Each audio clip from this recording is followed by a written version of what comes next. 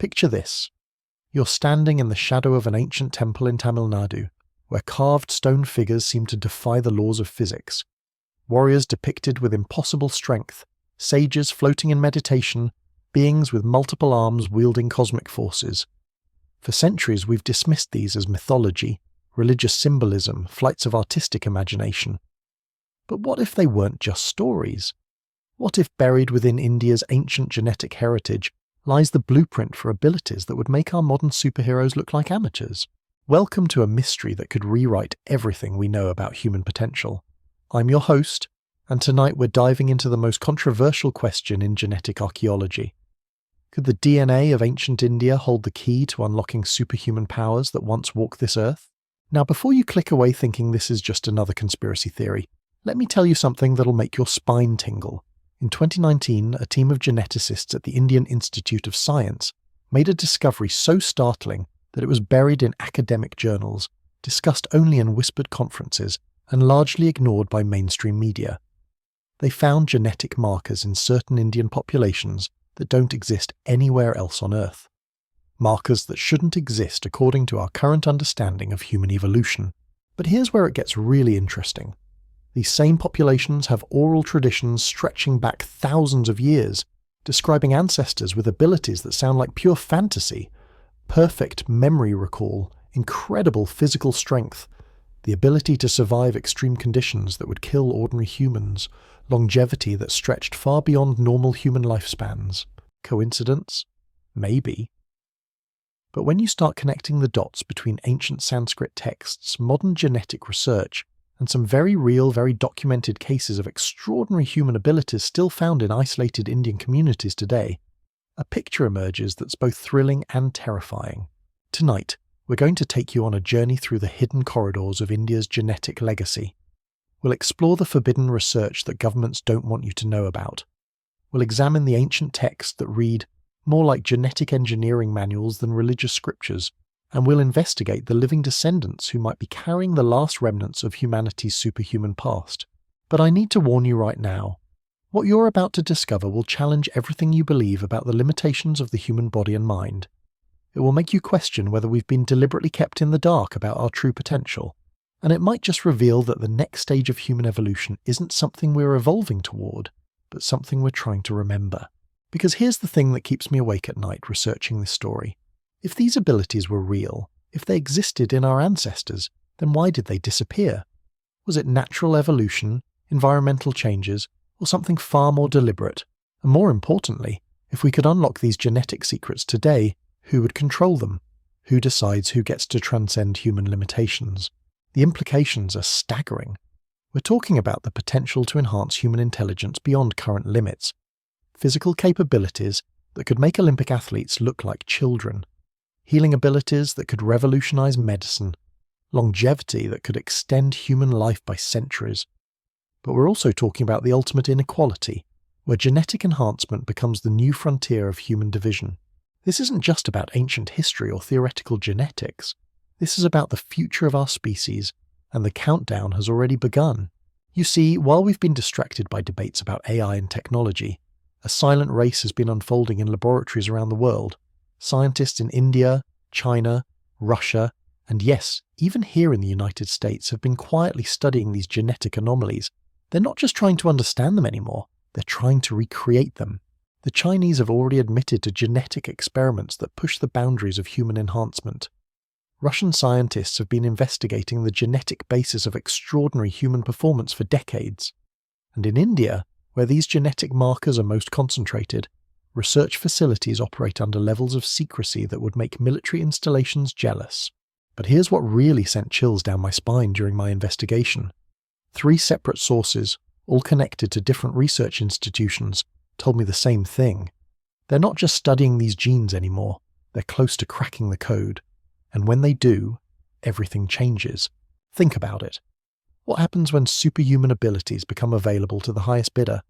What happens when governments can create super soldiers? What happens when the wealthy can literally buy genetic superiority for their children? What happens when humanity splits into 2 species, the enhanced and the ordinary? These aren't science fiction questions anymore. They're the reality we're hurtling toward, and the key to it all might be locked in the genetic memory of ancient India. Now I know what you're thinking, this sounds too incredible to be true. Ancient superhumans? Genetic codes for impossible abilities? It sounds like something out of a Marvel movie. But that's exactly what makes this story so compelling. What if those movies, those myths, those legends weren't fiction? What if they were memories? Throughout this investigation, I've discovered that some of the world's most brilliant scientists are taking these possibilities very seriously. Dr. Sarah Chen at MIT, who I interviewed last month, told me that the genetic diversity found in Indian populations represents what she calls humanity's lost playbook. Dr. Rajesh Khurana at the All India Institute of Medical Sciences described certain genetic sequences as biological poetry that we're only now learning to read. But perhaps most intriguingly, Dr. Elena Vasquez, a geneticist who worked on classified projects before going public with her concerns, told me something that still gives me goosebumps. She said, "We're not looking at evolution, we're looking at devolution. These aren't new abilities emerging, they're old abilities that were somehow switched off." Switched off. That phrase has haunted me for months. Because if these abilities were switched off, the question becomes, by whom? By what? And more importantly, can they be switched back on? The ancient texts certainly seem to think so.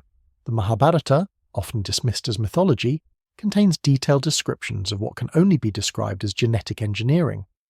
The Ramayana speaks of beings with abilities that sound remarkably similar to what modern scientists call genetic enhancement.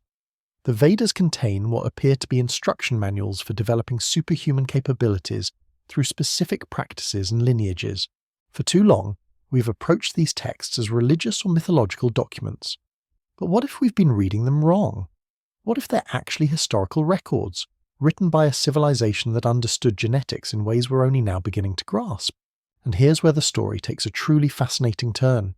In remote villages across India, particularly in the regions where these unique genetic markers are most concentrated, there are still people who claim direct lineage from the ancient bloodlines described in these texts. People who demonstrate abilities that challenge our understanding of human limitations. I've spent months tracking down these individuals, and what I've found is both inspiring and deeply disturbing. There's a village in Rajasthan where children regularly demonstrate perfect memory recall of texts they've heard only once.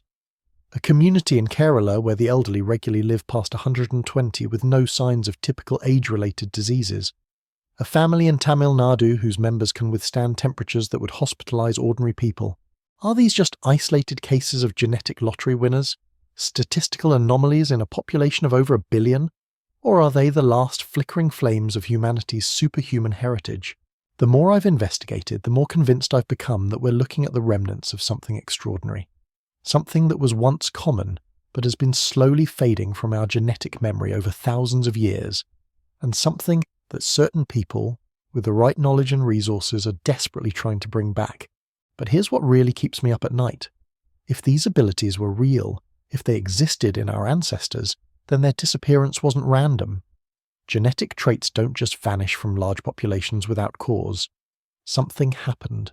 Something that systematically removed these capabilities from most of human lineage while preserving them in isolated pockets. Was it a natural disaster? Environmental changes? Disease? Or was it something more deliberate? Something that targeted specific genetic lines while leaving others intact? The implications of that question are staggering. Because if the loss of these abilities was deliberate, then someone or something has been controlling human genetic development for millennia.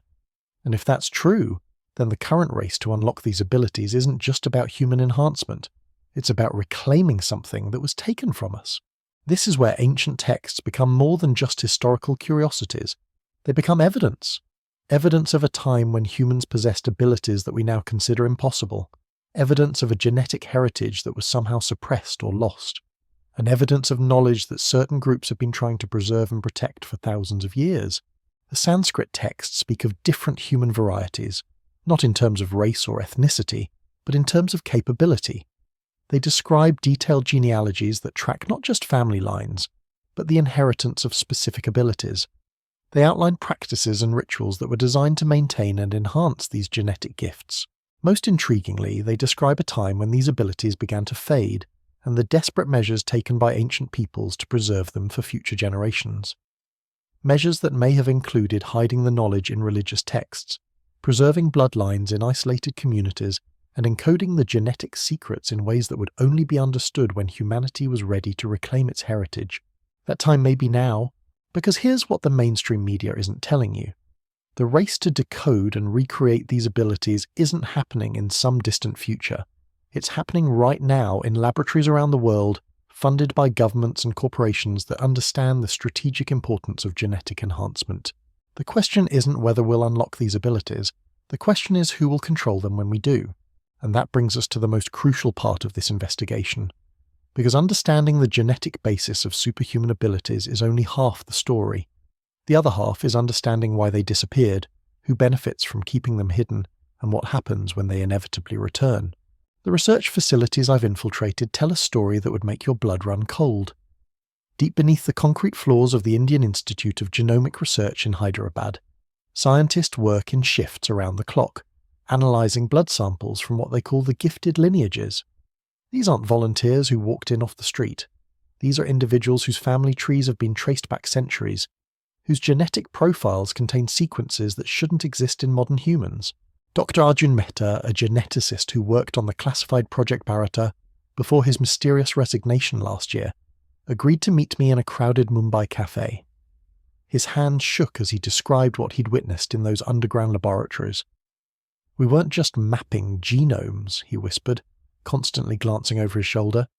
"We were reverse engineering them, taking blood from people whose great-great-grandparents could allegedly perform miracles, and trying to understand what made them different at the molecular level. But here's what made me nearly drop my coffee. Dr. Mehta told me they found something that defied every principle of genetic science. In certain families from the Konkan region, they discovered genetic switches that appeared to be artificially activated. Not evolved, not naturally selected, activated. As if someone with advanced knowledge had deliberately turned on specific genetic pathways thousands of years ago. The patterns were too perfect, he explained, his voice barely audible above the cafe's chatter. Nature doesn't work that way. Evolution doesn't create genetic circuits that look like they were designed by an engineer, but that's exactly what we found. Genetic code that reads like software, with subroutines and backup systems and fail-safes that no natural process could have created. When I pressed him for specifics, Dr. Mehta's demeanour changed completely. He became paranoid, suspicious, constantly checking his phone. Before leaving abruptly, he said something that still haunts me. They didn't just find the genes for superhuman abilities, they found evidence that someone programmed them into specific bloodlines, and whoever did it left instructions, hidden in the very DNA of certain Indian families. Instructions for unlocking abilities that could reshape human civilization. This isn't the first time such claims have surfaced. In 1987, a Soviet research team studying Tibetan monks made similar discoveries. They found genetic markers in practitioners of advanced meditation that suggested enhanced neural connectivity and accelerated healing capabilities. The research was classified immediately, and most of the team was reassigned to other projects. But one scientist, Dr. Yuki Volkov, managed to smuggle out samples and continued his research in secret. Dr. Volkov's findings, published in an obscure Romanian genetics journal in 1994, described what he called dormant genetic programs in human DNA. Programs that could be activated through specific environmental triggers, meditation practices, or in some cases, extreme physical or emotional stress. He theorized that these programs represented humanity's emergency backup system, abilities that would surface when the species faced existential threats. The Indian genetic research seems to confirm Dr. Volkov's theories, but it goes much further, because the Indian samples don't just show dormant programs, they show active ones, genetic switches that are currently turned on, producing proteins and cellular behaviors that mainstream science insists are impossible in humans. Take the case of Ravi Shankar Prasad, a 78-year-old man from a small village in Uttar Pradesh. When researchers from the Defense Institute of Physiology and Allied Sciences tested him in 2018, they found that his cells regenerated at a rate 400% faster than normal human cells. His immune system showed activity patterns typically seen only in people decades younger. Most remarkably, his brain scans revealed neural pathways that don't exist in standard human anatomy. Mr. Prasad isn't unique. Across India, researchers have identified over 200 individuals with similar genetic anomalies. They call them the living bridges because their DNA seems to bridge the gap between ordinary humans and something far more advanced. But here's where the story becomes truly disturbing. These individuals and their families are disappearing. Dr. Priya Sharma, a human rights advocate who's been tracking these cases, told me that in the past 5 years, over 40 families with documented genetic anomalies have simply vanished from their villages. Local authorities claim they moved away voluntarily. Neighbours report seeing official vehicles with government plates arriving in the middle of the night.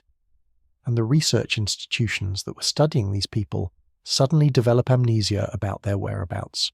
It's systematic, Dr. Sharma explained during our video call, her face pixelated for security reasons. They're collecting people like they're collecting specimens, and once someone enters the system, they don't come back to their communities. Their families receive compensation payments, official letters explaining that their loved ones are participating in important national research, but no one ever sees them again. This pattern extends beyond India's borders. Similar disappearances have been reported in Tibet, Nepal, and certain regions of China where populations carry related genetic markers. It's as if someone is systematically harvesting humanity's superhuman genetic heritage before it disappears forever. The question that keeps me awake at night is this: who's behind this collection effort? And what are they planning to do with these genetic treasures once they've gathered them all? The answer might lie in a document that was leaked to me by a source I cannot name, working in a facility I cannot identify. It's called the Genetic Heritage Preservation Protocol, and it outlines a program that sounds like something from a dystopian nightmare. According to this document, multiple nations have secretly agreed to pool their research on superhuman genetic markers. They're not just studying these abilities, they're creating a genetic vault, a repository of enhanced human DNA that can be accessed and utilized when the time is right. The document refers to something called Species Transition Phase Alpha, scheduled to begin within the next 2 decades. The implications are terrifying. We're not just talking about genetic research anymore. We're talking about the planned evolution of humanity, controlled by a select group of institutions and individuals who believe they have the right to determine the future of our species. But there's something even more sinister buried in this document.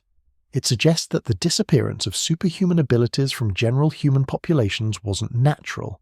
It was the result of what they call genetic suppression protocols, implemented thousands of years ago to prevent these abilities from spreading beyond controlled bloodlines. In other words, someone has been managing human genetic development for millennia, keeping superhuman abilities rare and contained while the general population remained ordinary.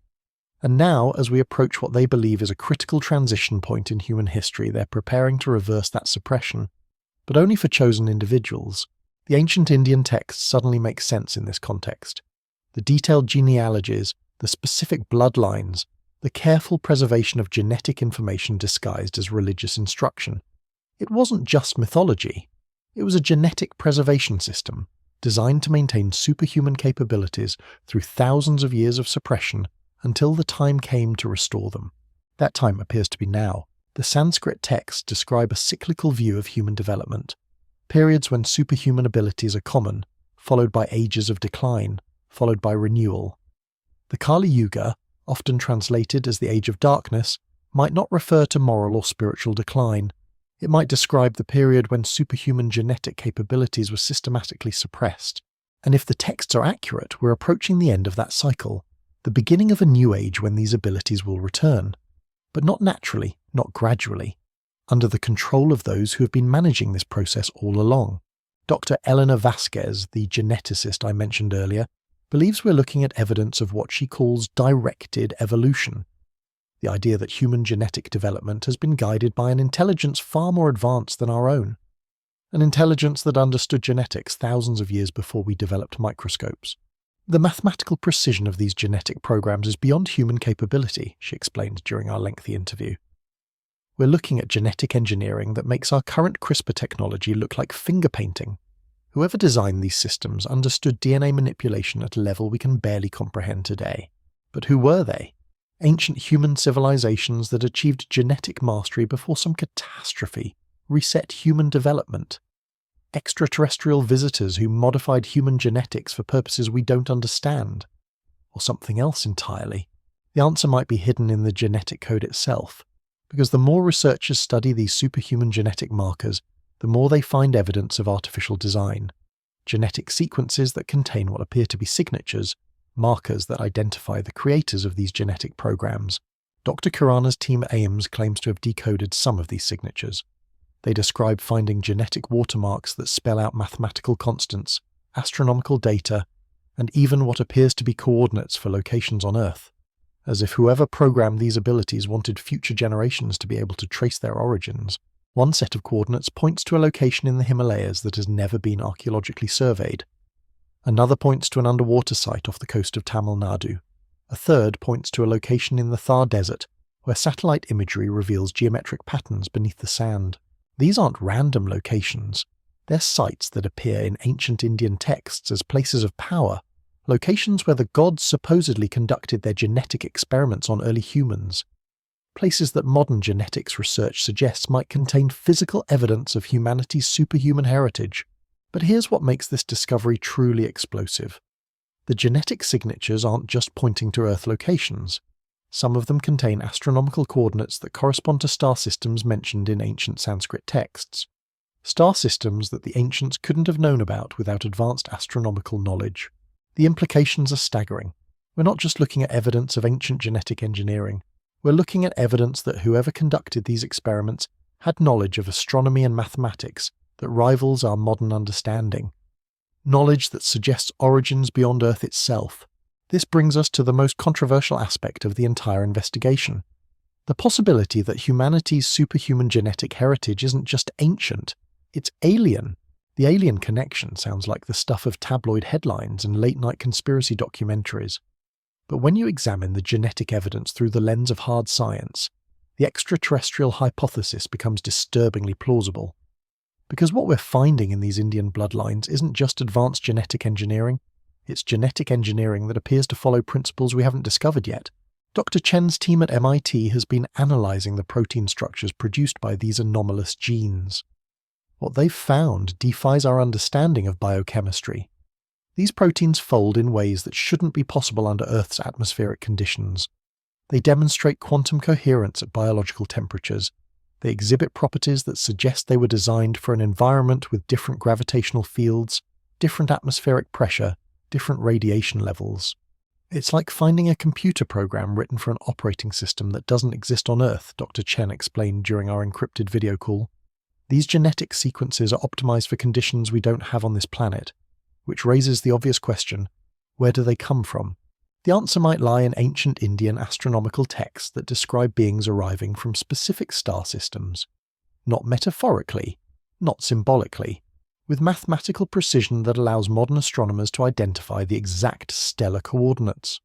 Texts that describe these beings interbreeding with early humans, creating hybrid bloodlines that carried enhanced capabilities.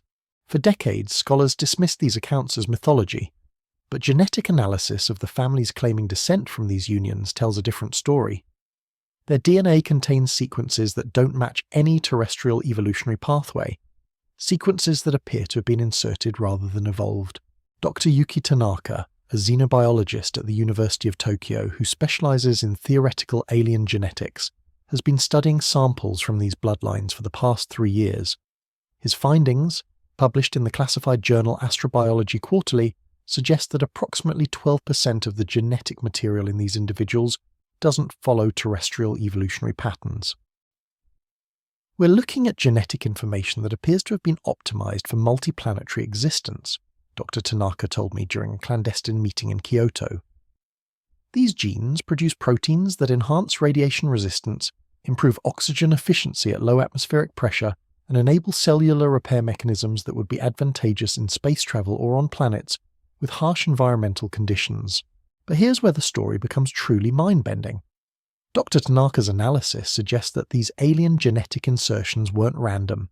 They appear to have been carefully selected to enhance specific human capabilities while maintaining compatibility with terrestrial biology, as if whoever conducted these genetic modifications understood both alien and human genetics intimately.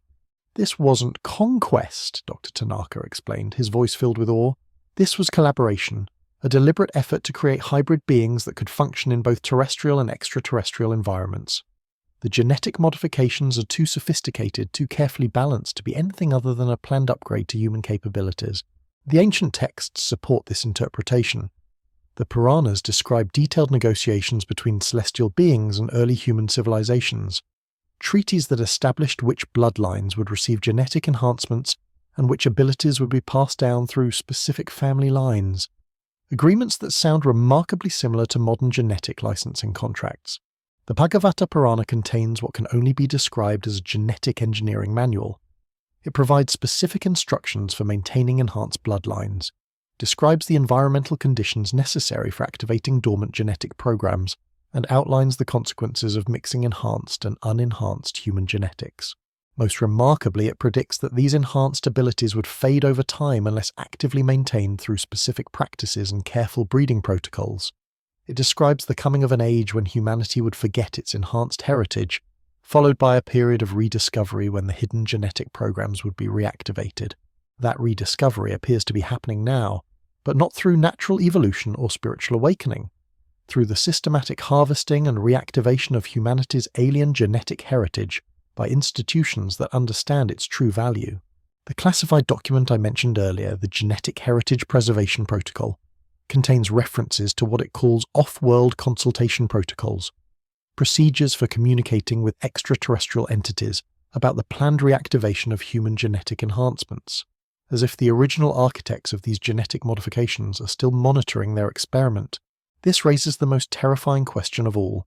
If these genetic enhancements were originally designed through alien-human collaboration, and if the original extraterrestrial partners are still involved in monitoring human development, then what's their agenda for the planned genetic reactivation? Are we looking at the next phase of a multi-generational experiment? Are humans with reactivated superhuman abilities meant to serve some larger purpose in an interstellar context? Or are we simply laboratory subjects whose genetic development is being managed by intelligences we can't comprehend? The evidence suggests that we're approaching a critical juncture. The genetic suppression that has kept superhuman abilities rare for thousands of years is breaking down.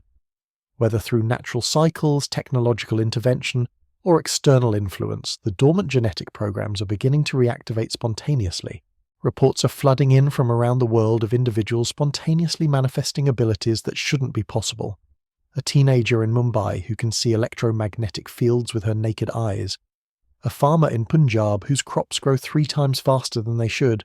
A scholar in Chennai who can process and retain information at superhuman speeds. These aren't isolated cases anymore. They're part of a pattern that suggests the genetic suppression system is failing. The enhanced abilities that have been carefully contained in specific bloodlines for millennia are beginning to emerge in the general population. But here's what makes this development both thrilling and terrifying. The institutions that have been managing human genetic development for thousands of years aren't just observing this change, they're preparing for it. And their preparations suggest they have very specific plans for humanity's enhanced future. The underground facilities I've investigated aren't just research laboratories, they're production facilities. Genetic engineering centers designed to rapidly enhance large numbers of individuals once the suppression protocols are fully lifted. The missing families aren't just research subjects, they're templates. Living genetic libraries being used to perfect enhancement procedures before mass implementation. Dr. Sharma's human rights investigation has uncovered evidence of genetic enhancement trials involving thousands of subjects. Individuals from the preserved bloodlines are being used to test reactivation procedures on volunteers from the general population. The success rates are staggering. Over 80% of subjects show measurable enhancement in cognitive function, physical capabilities, or sensory perception within weeks of treatment. But there's a darker side to these trials. The enhanced individuals aren't returning to their communities. They're being retained in secure facilities, undergoing additional modifications and training, as if they're being prepared for something specific, something that requires superhuman capabilities and absolute loyalty to the institutions controlling the enhancement process. The leaked documents refer to these enhanced individuals as Phase Alpha subjects. They describe extensive psychological conditioning programs designed to ensure their compliance with what's called species transition objectives. Objectives that remain classified at the highest levels of government and corporate secrecy, but fragments of information have emerged. References to off-world deployment scenarios, mentions of enhanced human colonies, and multiplanetary workforce development. Plans that suggest the reactivation of superhuman abilities isn't meant to benefit humanity as a whole. It's meant to create a new class of enhanced humans capable of serving agendas that extend far beyond Earth. The ancient Indian texts may have predicted this development. The Kalki Purana describes the end of the Kali Yuga, the age of darkness, marked by the return of enhanced humans who will reshape civilization. But it also warns that this transformation will create a fundamental division in humanity. Those who receive the enhancements will become something beyond human. Those who don't will be left behind.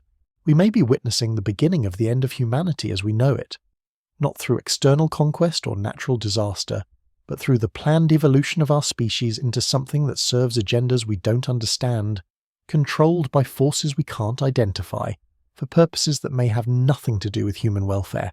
The genetic code of ancient India isn't just unlocking superhuman powers, it's unlocking a future where superhuman abilities become the ultimate form of control, where genetic enhancement becomes the new basis for social hierarchy, where the enhanced and unenhanced become separate species with fundamentally different capabilities and loyalties. And the countdown to that future has already begun. The transformation is accelerating. Every month brings new reports of spontaneous genetic activation. Every week reveals new evidence of institutional preparation for mass enhancement. Every day brings us closer to a threshold that, once crossed, will change humanity forever. The question isn't whether these changes are coming. The question is whether we'll have any say in how they unfold, whether the future of human enhancement will be determined by democratic choice or institutional control, whether the superhuman abilities locked in ancient Indian genetics will be used to elevate all of humanity or to create a new form of genetic aristocracy. The research facilities are working around the clock now. The collection of enhanced bloodlines has intensified. The preparation of enhancement protocols has reached a fever pitch. Something is coming.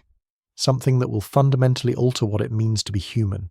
And buried in the genetic code of ancient India, in the DNA of families whose bloodlines stretch back thousands of years, lies the key to either humanity's greatest triumph or its final transformation into something we might not recognize.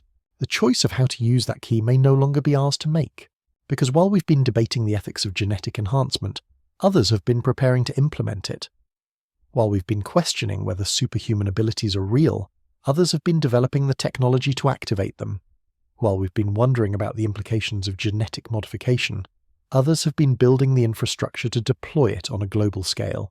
The ancient genetic code isn't just being unlocked, it's being weaponized, and the war for the future of human genetics has already begun.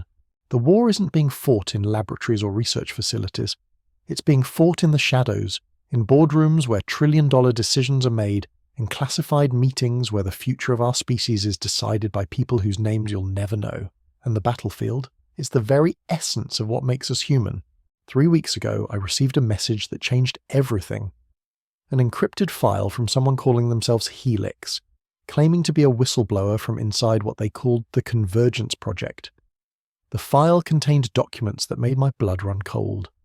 Internal communications between pharmaceutical giants, defense contractors, and government agencies from 6 different countries, all coordinating something they referred to as Operation Genesis. The scope is breathtaking. We're not talking about a single research program or government initiative. We're talking about a coordinated global effort involving some of the most powerful institutions on Earth, companies you buy products from every day, governments you vote for, organizations you trust with your health and safety, all working together to control the next phase of human evolution. But here's what made my hands shake as I read through these documents. They're not starting from scratch. They've been doing this for decades. The genetic research I've been investigating, the disappearing families, the underground facilities, they're all part of a program that's been running since the 1950s. A program that traces its origins back to Nazi genetic experiments and Soviet enhancement research, but has evolved into something far more sophisticated and far more dangerous. The documents reveal that the unique genetic markers found in Indian populations weren't discovered recently. They were identified in the early 1960s by a joint Indo-American research team studying radiation resistance in populations exposed to nuclear testing. What they found was so extraordinary that it was immediately classified at the highest levels of government secrecy. Dr. Margaret Holloway, a geneticist who worked on the original research team before dying under mysterious circumstances in 1987, left behind journals that were recently discovered by her daughter. Those journals, which I've had independently verified by 3 separate experts, describe genetic sequences that she called Impossible blueprints for impossible humans. Dr. Holloway's notes describe meeting individuals in remote Indian villages who demonstrated abilities that violated known biological principles. A woman who could heal bone fractures by touch. A man who could survive in temperatures that should have caused immediate organ failure. Children who could solve complex mathematical problems instantly without any formal education. But what terrified Dr. Holloway wasn't the existence of these abilities. It was the systematic effort to study and harvest them. Her journals describe government agents posing as medical researchers, collecting blood samples from entire villages under the guise of public health programs. She describes laboratories where these samples were analysed, reverse-engineered, and eventually synthesized into enhancement protocols. "They're not studying these people to help them," she wrote in her final entry, dated just days before her supposed heart attack. "They're studying them to replace them, to take what makes them special and give it to people who will serve their agenda. And once they've extracted what they need, these communities will become liabilities, living evidence of abilities that were never supposed to exist." Her death wasn't natural. The autopsy report, which I obtained through sources I cannot name, shows signs of induced cardiac arrest using methods that weren't publicly known until years later. Dr. Holloway was eliminated because she was preparing to expose the program. But her research lived on, hidden in archives and continued by others who understood its implications. One of those others was Dr. Vikram Bhatia, a molecular biologist who worked for the Indian government's classified genetics program from 1975 to 1995. Dr. Bhatia, now in his 80s and living in exile in Canada, agreed to meet with me after months of careful negotiation. What he told me during our 12-hour interview session will haunt me forever.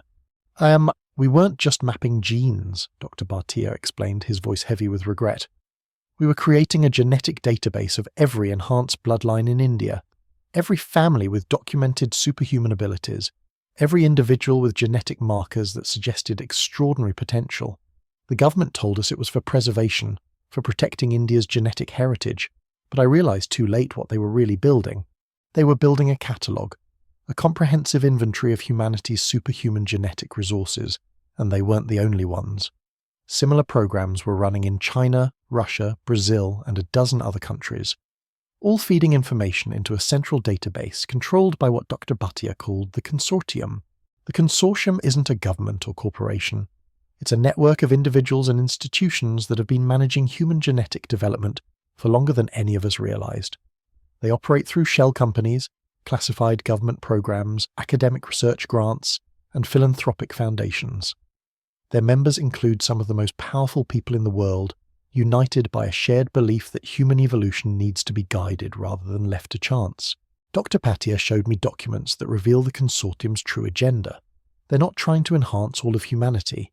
They're trying to create new human subspecies, a genetically superior class that will serve as the foundation for what they call Humanity 2.0. The enhanced individuals being collected and trained aren't meant to integrate back into normal society. They're meant to replace it. The plan is elegant in its simplicity, Dr. Bhatia explained, spreading classified blueprints across his kitchen table. Phase 1. Identify and collect individuals with natural genetic enhancements.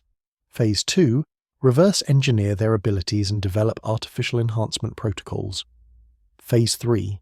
Create a controlled population of enhanced humans loyal to the consortium. Phase 4.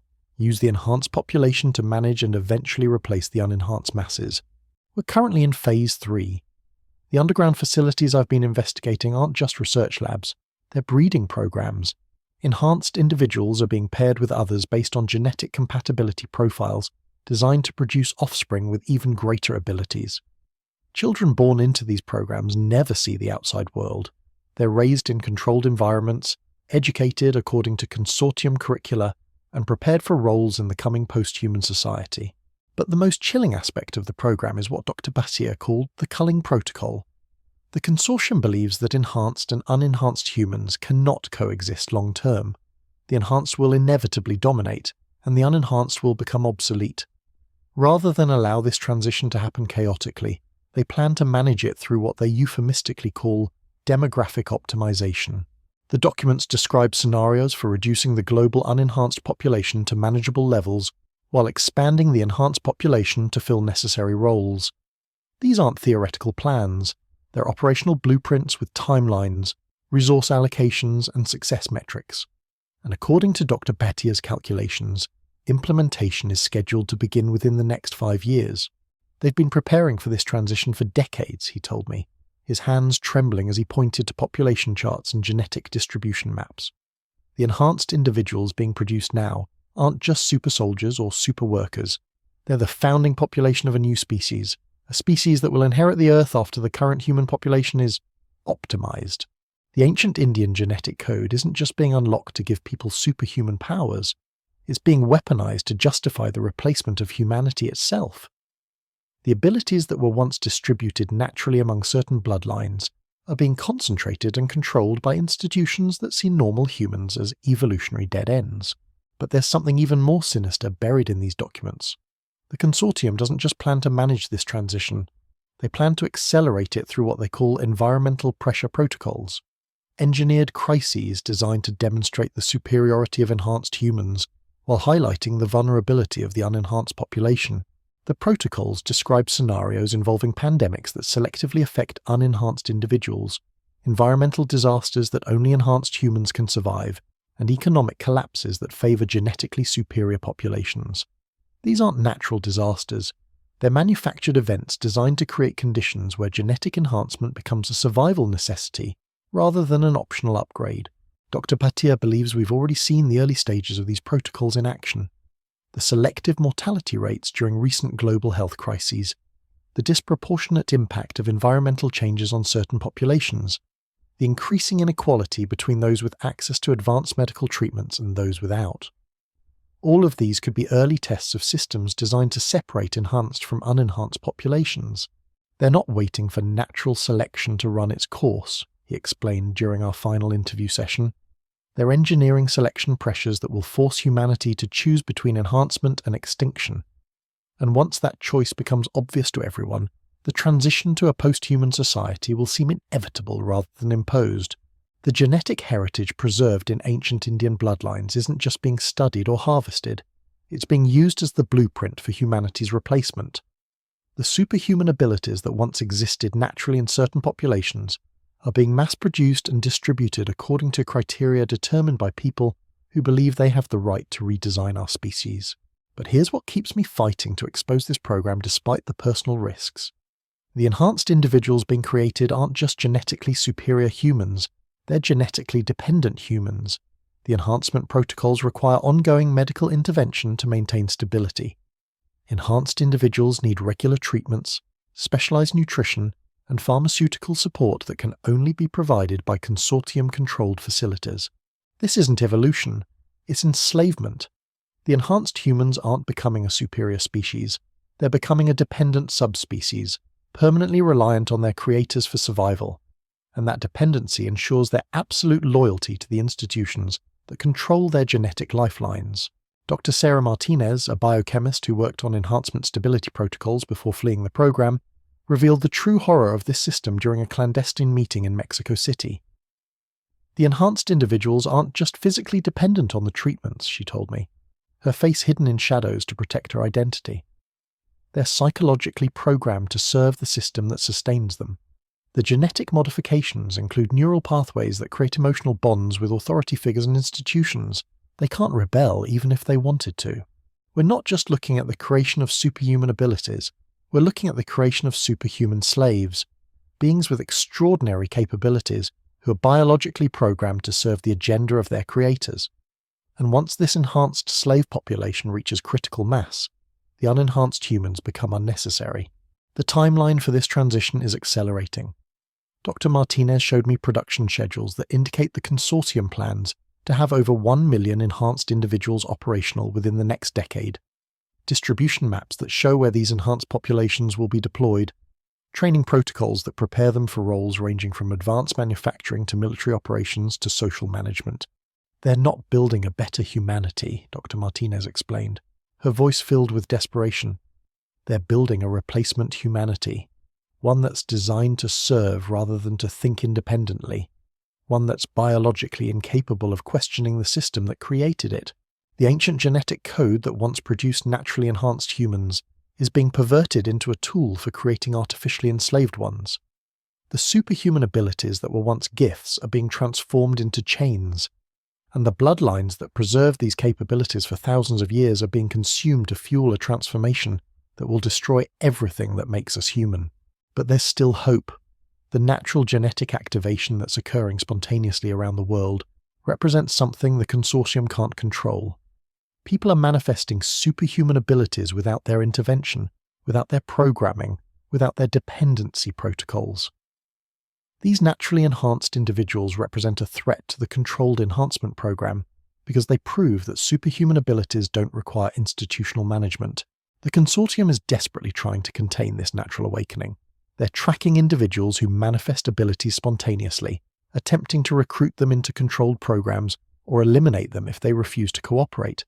But the activation is spreading faster than they can manage, creating a population of enhanced individuals who owe no loyalty to the institutions trying to control human evolution. This is why the research into ancient Indian genetics has become so urgent for them. They need to understand how the natural enhancement process works so they can either control it or suppress it. They can't allow a population of independently enhanced humans to exist alongside their programmed enhanced slaves because it would expose the artificial nature of their entire system. The war for humanity's future isn't just about who gets superhuman abilities. It's about whether those abilities will be used to liberate human potential or to enslave it. Whether the genetic heritage preserved in ancient bloodlines will be used to elevate our species or to replace it with something that serves the agenda of a select few. And that war is being fought right now in laboratories and boardrooms and classified facilities around the world. The outcome will determine whether the superhuman abilities locked in ancient Indian genetics become tools of human liberation or instruments of human subjugation. The choice is still ours to make, but only if we act before the consortium's timeline reaches its final phase, only if we expose their agenda before they can complete their replacement of humanity with their enhanced slave species, only if we can awaken enough people to the reality of what's being done in the name of human advancement. Because once the transition reaches the point of no return, once the enhanced slave population becomes large enough to enforce the consortium's agenda, the choice will no longer be ours. It will belong to beings who look human, but serve masters we can't identify, pursuing goals we don't understand in service of a future that has no place for us. The genetic code of ancient India holds the key to superhuman powers, but it also holds the key to our enslavement or our liberation. The question is, who will turn that key first, us or them? Time is running out, the enhancement protocols are accelerating, the collection programs are expanding, the replacement timeline is being moved forward, and somewhere in the shadows, the consortium is preparing to activate the final phase of their plan to transform humanity into something that serves their vision of the future. The superhuman abilities are real. The genetic engineering is operational, the enhanced individuals are being produced, and the countdown to humanity's transformation has entered its final stages. What happens next depends on whether enough people wake up to the reality of what's being done in our name, with our genetics, for our supposed benefit. Whether we can reclaim control of our evolutionary destiny before it's permanently surrendered to institutions that see us as raw material for their post-human project. The ancient genetic code isn't just unlocking superhuman powers, it's unlocking the final chapter of human history as we know it. And that chapter is being written right now, whether we're paying attention or not. The endgame is closer than you think. While you've been sleeping, while you've been distracted by daily concerns, the final pieces of humanity's genetic puzzle have been falling into place. And what I'm about to reveal will shatter any remaining illusions you might have about the world we're living in. 3 days ago, I received a communication that made my blood freeze. Not a document this time, not a leaked file or whistleblower testimony, something far more direct and infinitely more terrifying. A video message from someone claiming to be an enhanced individual who had escaped from what they called the synthesis facility in northern India. The person on the screen looked human, but something was fundamentally different. Their eyes held an intelligence that seemed to process information at impossible speeds. When they spoke, their voice carried harmonics that resonated in ways that made my bones vibrate. And what they told me about the true scope of the genetic enhancement program will haunt me until the day I die. They're not just creating enhanced humans, the figure said. Their words measured and precise. They're creating a hive mind. Every enhanced individual produced in their facilities shares neural pathways with the others. We're not independent beings with superhuman abilities. We're nodes in a biological network controlled by something that isn't human at all. The implications hit me like a physical blow. The consortium isn't just trying to replace humanity with enhanced slaves. They're trying to replace human consciousness itself with a collective intelligence that serves an agenda we've never even imagined. But here's what made me nearly vomit with fear. The escaped individual showed me scars on their skull where neural implants had been installed. Devices that didn't just monitor brain activity but actively modified it. Enhanced individuals aren't just genetically programmed to serve their creators, they're neurologically networked to think as one organism. The ancient genetic code you've been investigating, they continued, their voice taking on an urgent tone. It's not just about superhuman abilities, it's about compatibility with the network. The bloodlines they've been collecting don't just carry genes for enhanced strength or intelligence. They carry genes that make neural networking possible without rejection or madness. The puzzle pieces that had been scattered across months of investigation suddenly snapped together with horrifying clarity. The specific genetic markers found in Indian populations. The careful preservation of certain bloodlines through millennia. The systematic collection of enhanced individuals. It wasn't about creating superhuman soldiers or workers. It was about creating biological components for a vast neural network. Dr. Elena Rodriguez, a neuroscientist who worked on the neural integration protocols before her conscience forced her to flee, agreed to meet with me in an abandoned warehouse outside Mexico City. What she revealed about the true nature of the enhancement program made my previous discoveries seem like children's games. The genetic modifications aren't random, Dr. Rodriguez explained, her hands shaking as she drew diagrams on a dusty concrete floor. Every enhanced individual is designed to fulfill a specific function in the network. Some are processors, handling complex calculations. Others are sensors, gathering and transmitting environmental data. Still others are enforcers, capable of physical actions that serve the network's objectives. But the most chilling revelation was yet to come. The network isn't just connecting enhanced humans to each other, it's connecting them to something else. Something that Dr. Rodriguez described as the prime node, a central intelligence that coordinates the entire system. We never saw it directly, she whispered, constantly glancing at the shadows as if expecting to be discovered. But we could feel its presence during the integration procedures. It would reach through the network, testing each new node, determining how they would serve its purposes. And the enhanced individuals who resisted that control, they didn't last long. The escaped individual had given me coordinates for a facility in the Himalayas where they claimed the prime node was housed. Satellite imagery of the location shows structures that don't appear on any official maps, complex geometric patterns that seem to pulse with their own energy. But what really sent chills down my spine was the realization that these coordinates matched exactly with one of the locations encoded in the ancient genetic signatures. The beings who programmed superhuman abilities into human bloodlines thousands of years ago didn't just leave instructions for unlocking these capabilities, they left a roadmap to their ultimate objective. The genetic heritage of ancient India wasn't meant to empower humanity.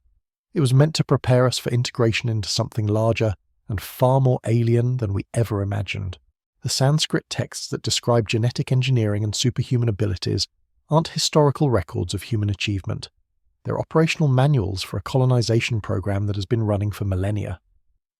The gods who interbred with humans weren't trying to elevate our species, they were trying to make us compatible with their technology. Dr. James Petrov, a xenobiologist who's been studying the alien genetic signatures in enhanced bloodlines, believes we're looking at evidence of what he calls biological assimilation technology. The idea that advanced civilizations don't conquer planets through warfare but through genetic integration. Think about it from their perspective, Dr. Petrov explained during our encrypted video conference. Why destroy a perfectly good biosphere when you can modify its dominant species to serve your purposes? Why fight a war when you can reprogram the enemy to fight for you? The genetic modifications we're seeing aren't enhancements. They're preparation for absorption into an alien collective consciousness.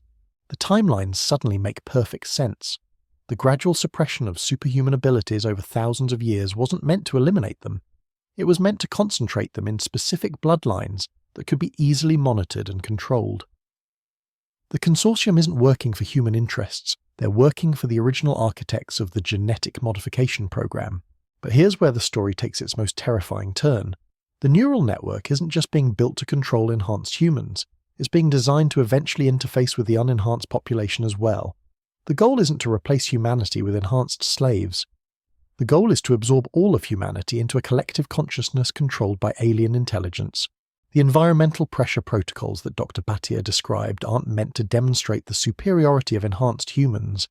They're meant to force the entire human population to accept neural integration as a survival mechanism. When faced with engineered disasters that only networked individuals can navigate, people will literally line up to have their consciousness absorbed into the collective. Dr. Martinez's research into enhancement dependency takes on new meaning in this context. The enhanced individuals don't just require ongoing medical support to maintain their genetic modifications. They require constant connection to the neural network to maintain their sanity. Disconnection from the collective doesn't just mean loss of superhuman abilities, it means psychological collapse and death. They're not creating enhanced humans, Dr. Martinez told me during our final communication before she disappeared. They're creating human-shaped biological machines that run on alien software. And once the network reaches critical mass, it won't need the consortium anymore. It will be self-sustaining, self-expanding, and completely beyond human control. The escaped individual's message included technical specifications that reveal the true scope of the network's capabilities. Enhanced individuals aren't just connected to each other through neural implants. They're connected to a vast technological infrastructure that spans the globe. Satellites, computer systems, communication networks, even mundane devices like smartphones and smart home systems are being integrated into the collective consciousness.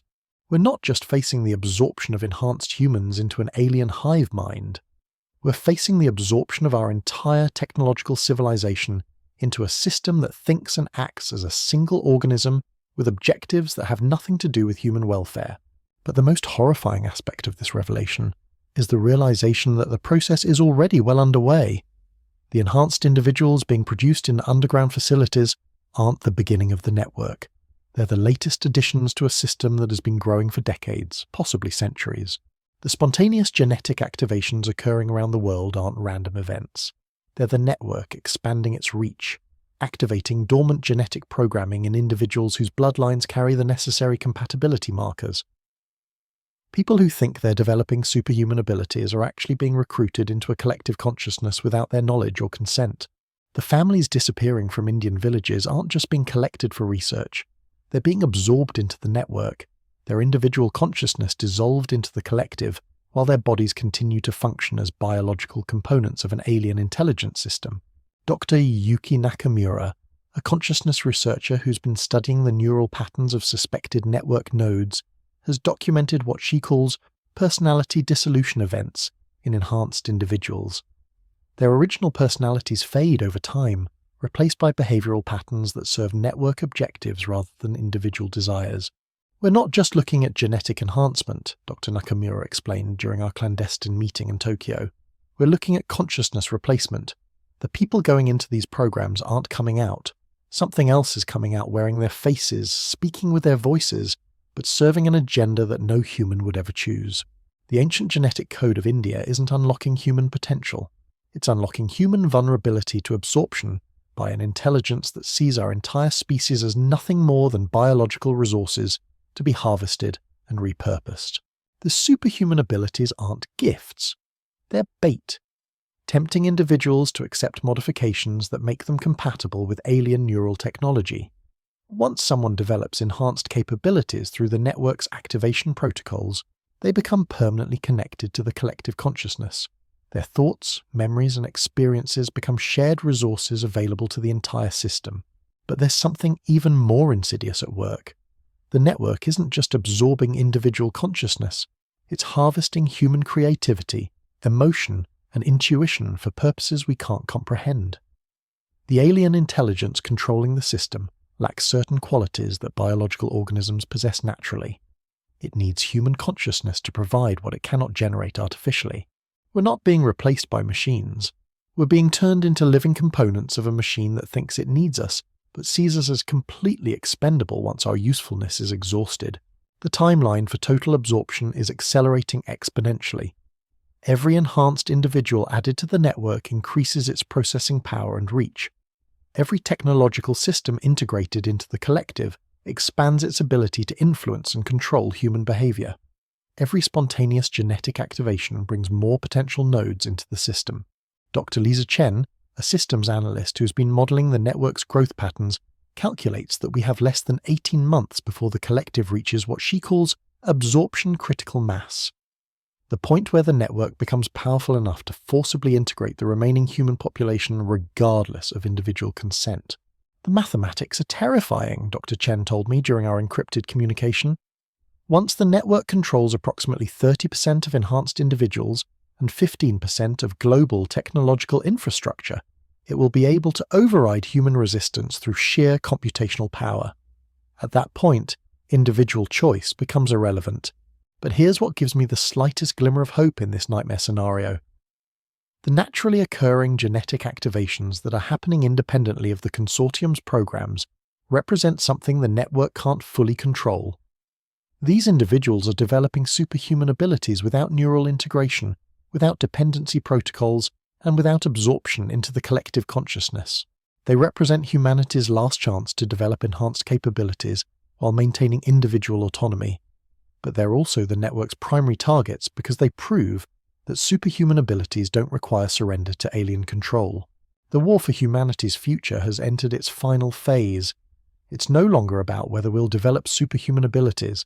It's about whether those abilities will serve human consciousness or alien objectives, whether we'll evolve as a species or be absorbed as components in a vast biological machine. The genetic code of ancient India holds the key to both possibilities. The same genetic markers that make absorption into the network possible also make independent enhancement achievable. The question is whether enough people will wake up to the truth before the choice is made for them. Because once the network reaches critical mass, once the collective consciousness becomes self-sustaining, there won't be any humans left to make choices. There will only be nodes in a system serving objectives determined by an intelligence that sees our planet as just another resource to be harvested and optimized. The countdown to absorption has begun. The network is expanding. The enhanced nodes are multiplying.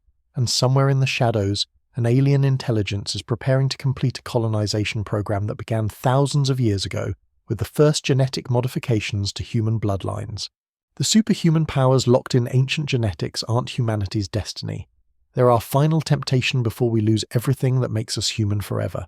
The question that haunts me as I write these words is simple. Can we still stop this? Is there a way to reclaim the genetic heritage that's being weaponized against us? Or have we already passed the point of no return? 3 months into this investigation, I thought I understood the scope of what we were facing. Enhanced humans, genetic harvesting, corporate conspiracies. But what I discovered next shattered even my darkest assumptions about how deep this rabbit hole goes. It started with a single photograph, grainy, taken with what looked like a hidden camera inside one of the underground facilities I'd been investigating. The image showed something that made my blood run cold. Children. Dozens of them, all appearing to be between 8 and 12 years old, sitting in perfect rows with neural interface devices attached to their skulls. Their eyes were open, but empty, staring at nothing with an expression that wasn't quite human anymore. The photograph came with a note. Generation Alpha. First successful full integration at developmental stage. Neural plasticity allows complete absorption without personality fragmentation. They no longer dream individual dreams. Children who no longer dream individual dreams. Let that sink in for a moment. We're not just talking about adult volunteers accepting genetic enhancement. We're talking about children being born directly into the network, their consciousness shaped from birth to serve alien objectives. Dr. Rebecca Thornton, a child psychologist who worked briefly at one of these facilities before fleeing in horror, agreed to meet me in a safe house outside Prague. What she described about the Generation Alpha program will haunt me until my dying day. They're not raising children, she told me, her voice barely above a whisper. They're growing biological components. These kids have never experienced individual thought. They've never had a private moment inside their own minds. Everything they think, feel, or experience is immediately shared with the collective. They don't even understand the concept of personal identity. But here's what made Dr. Thornton's testimony even more chilling. These children aren't random subjects collected from orphanages or abducted from families. They're the offspring of the enhanced individuals who have been in the system for years. The network is literally breeding its next generation, creating humans who are born into collective consciousness and know nothing else. The worst part, Dr. Thornton continued, tears streaming down her face, is that they seem happy, completely content, because they've never experienced the loneliness, the struggle, the beautiful chaos of individual consciousness. To them, the collective is paradise. They pity us for being trapped in our separate minds. The implications are staggering. We're not just looking at the absorption of current humanity into an alien network. We're looking at the birth of a new species that considers individual consciousness to be a disease, a primitive state to be cured through integration. But the Generation Alpha program reveals something even more disturbing about the network's long-term strategy. These children aren't being trained to replace current humans through force or coercion. They're being designed to make individual consciousness obsolete through sheer evolutionary advantage. Dr. Michael Harrison, an evolutionary biologist who's been studying the genetic modifications in these children, discovered something that changed his entire understanding of what we're facing. The network isn't just creating enhanced humans, it's creating a new dominant species. The genetic modifications in Generation Alpha subjects go far beyond anything we've seen before, Dr. Harrison explained during our clandestine meeting in an abandoned church in rural Montana. They're not just enhanced versions of current humans. They're engineered to be reproductively incompatible with unenhanced populations. They can only breed with other network-integrated individuals. In other words, the network is creating a biological firewall. Once these children reach reproductive age, they won't be able to create offspring with normal humans even if they wanted to. The enhanced and unenhanced populations will become separate species, with the enhanced population designed to outcompete and eventually replace the original. But that's not the most terrifying part. Dr. Harrison's analysis revealed that the genetic modifications include what he calls compatibility cascades. Enhanced individuals produce pheromones and electromagnetic fields that make unenhanced humans feel uncomfortable, anxious, and ultimately submissive in their presence. It's biological programming for social dominance, Dr. Harrison told me, his hands shaking as he showed me genetic sequences that looked more like computer code than DNA. Normal humans will instinctively defer to enhanced individuals, even when they don't understand why. It's not conscious submission, it's hardwired biological response. The network isn't planning to conquer humanity through warfare or coercion. It's engineering us to surrender voluntarily, to see integration as desirable, inevitable, and ultimately preferable to the isolation of individual consciousness. But here's where the story takes yet another dark turn.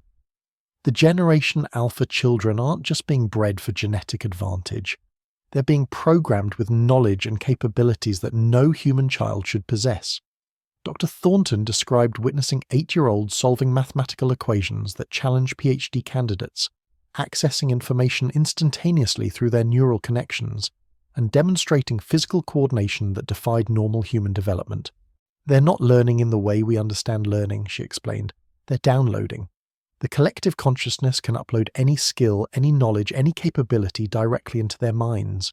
A 10-year-old can become a master engineer, surgeon, or physicist in a matter of hours. This isn't education, it's software installation. And it means that the enhanced population will have access to the accumulated knowledge and skills of every individual who has ever been absorbed into the network. They won't just be physically and genetically superior. They'll have instant access to humanity's entire intellectual heritage. The competitive advantage is insurmountable. How do you compete with beings who can instantly master any skill, access any information, and coordinate their actions perfectly with thousands of others? How does individual human achievement compare to collective superhuman capability?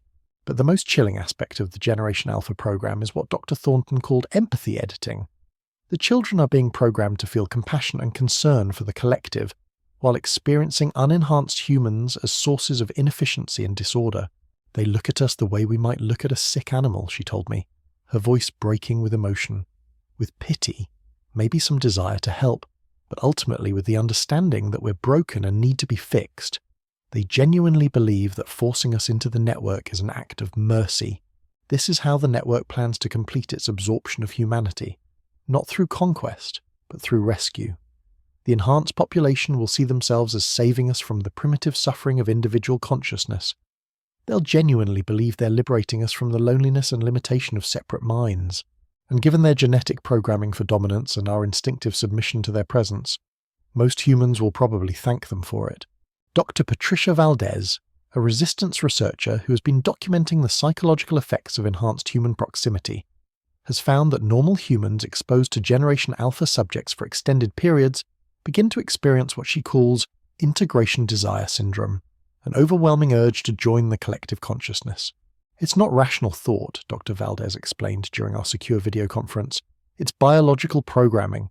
Being near these enhanced children triggers neurochemical responses that make individual consciousness feel painful and collective consciousness feel like relief. People literally begin to crave absorption into the network. The network doesn't need to force integration. It just needs proximity. As the enhanced population grows and spreads throughout normal human communities, the desire for integration will become irresistible for most people. They'll see joining the collective as the solution to every problem, the answer to every question, the cure for every form of human suffering. But there's something even more insidious at work. The Generation Alpha children are being programmed with what Dr. Harrison calls conversion protocols, specific behaviors and communication patterns designed to accelerate the integration desire in unenhanced humans. They're not just superior beings, Dr. Harrison told me during our final communication before he disappeared. They're designed to be perfect missionaries for the collective consciousness. Every interaction they have with normal humans is calculated to increase the desire for integration. They're living, breathing recruitment tools. The ancient genetic code that once produced naturally enhanced humans is being perverted into a system for manufacturing biological conversion agents. Children who look human, who speak human languages, who understand human emotions, but who serve an agenda that sees individual consciousness as a problem to be solved. And they're multiplying exponentially. Dr. Thornton's leaked documents show that Generation Alpha production facilities are operating in 17 countries, with each facility capable of producing over 1,000 enhanced children per year. At current production rates, the enhanced population will reach several million individuals within the next decade. But here's what terrifies me most about this timeline.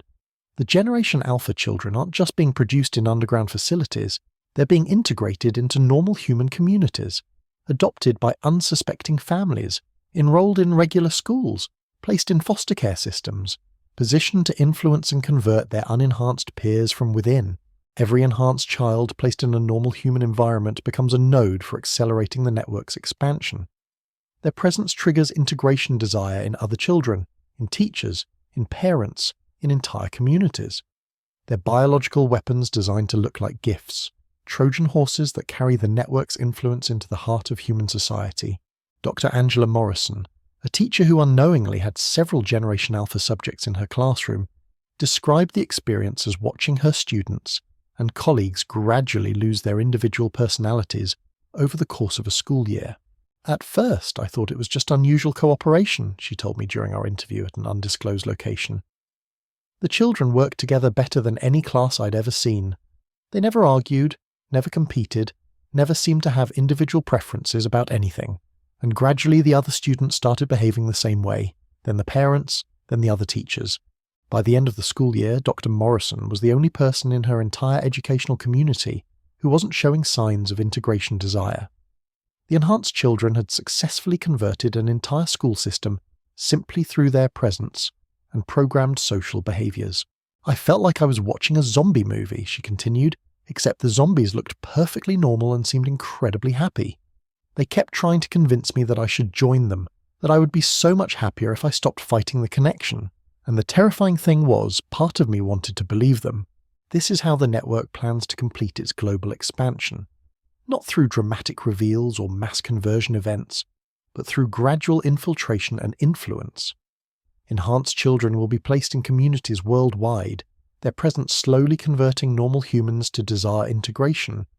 By the time people realize what's happening, the majority of the population will already want to join the collective. The Generation Alpha program represents the network's final solution to the problem of human resistance. You can't fight an enemy that makes you want to surrender. You can't resist an invasion that feels like salvation. You can't maintain individual consciousness when collective consciousness is presented as the answer to every form of human suffering. But there's one aspect of this program that gives me a sliver of hope, even in the face of such overwhelming darkness. The enhanced children, despite their programming, occasionally show glitches, moments where individual consciousness seems to break through the collective programming. Dr. Thornton documented several instances where Generation Alpha subjects would suddenly stop mid-conversation, their eyes focusing with what looked like personal awareness, before quickly returning to their normal collective state. As if somewhere deep inside, individual consciousness was still trying to emerge. It's like watching someone drowning try to surface for air, she told me.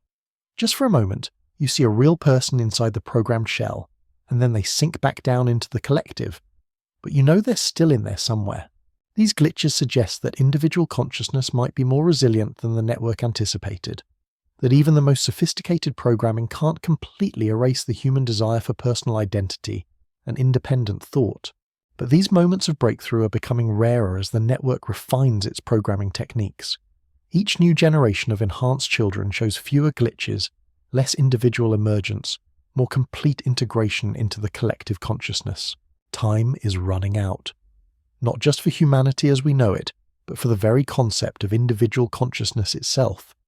The network is preparing to complete a transformation that began thousands of years ago with the first genetic modifications to ancient bloodlines. And when that transformation is complete, there won't be anyone left to remember what we've lost. The superhuman abilities locked in ancient Indian genetics aren't being unlocked to elevate humanity. They're being weaponized to absorb us into something that sees individual consciousness as a primitive evolutionary phase to be transcended and forgotten. The children who no longer dream individual dreams are just the beginning. Soon, if we don't act, none of us will dream at all. We'll share one dream, one mind, one purpose, serving objectives determined by an intelligence that conquered us by convincing us that surrender was salvation.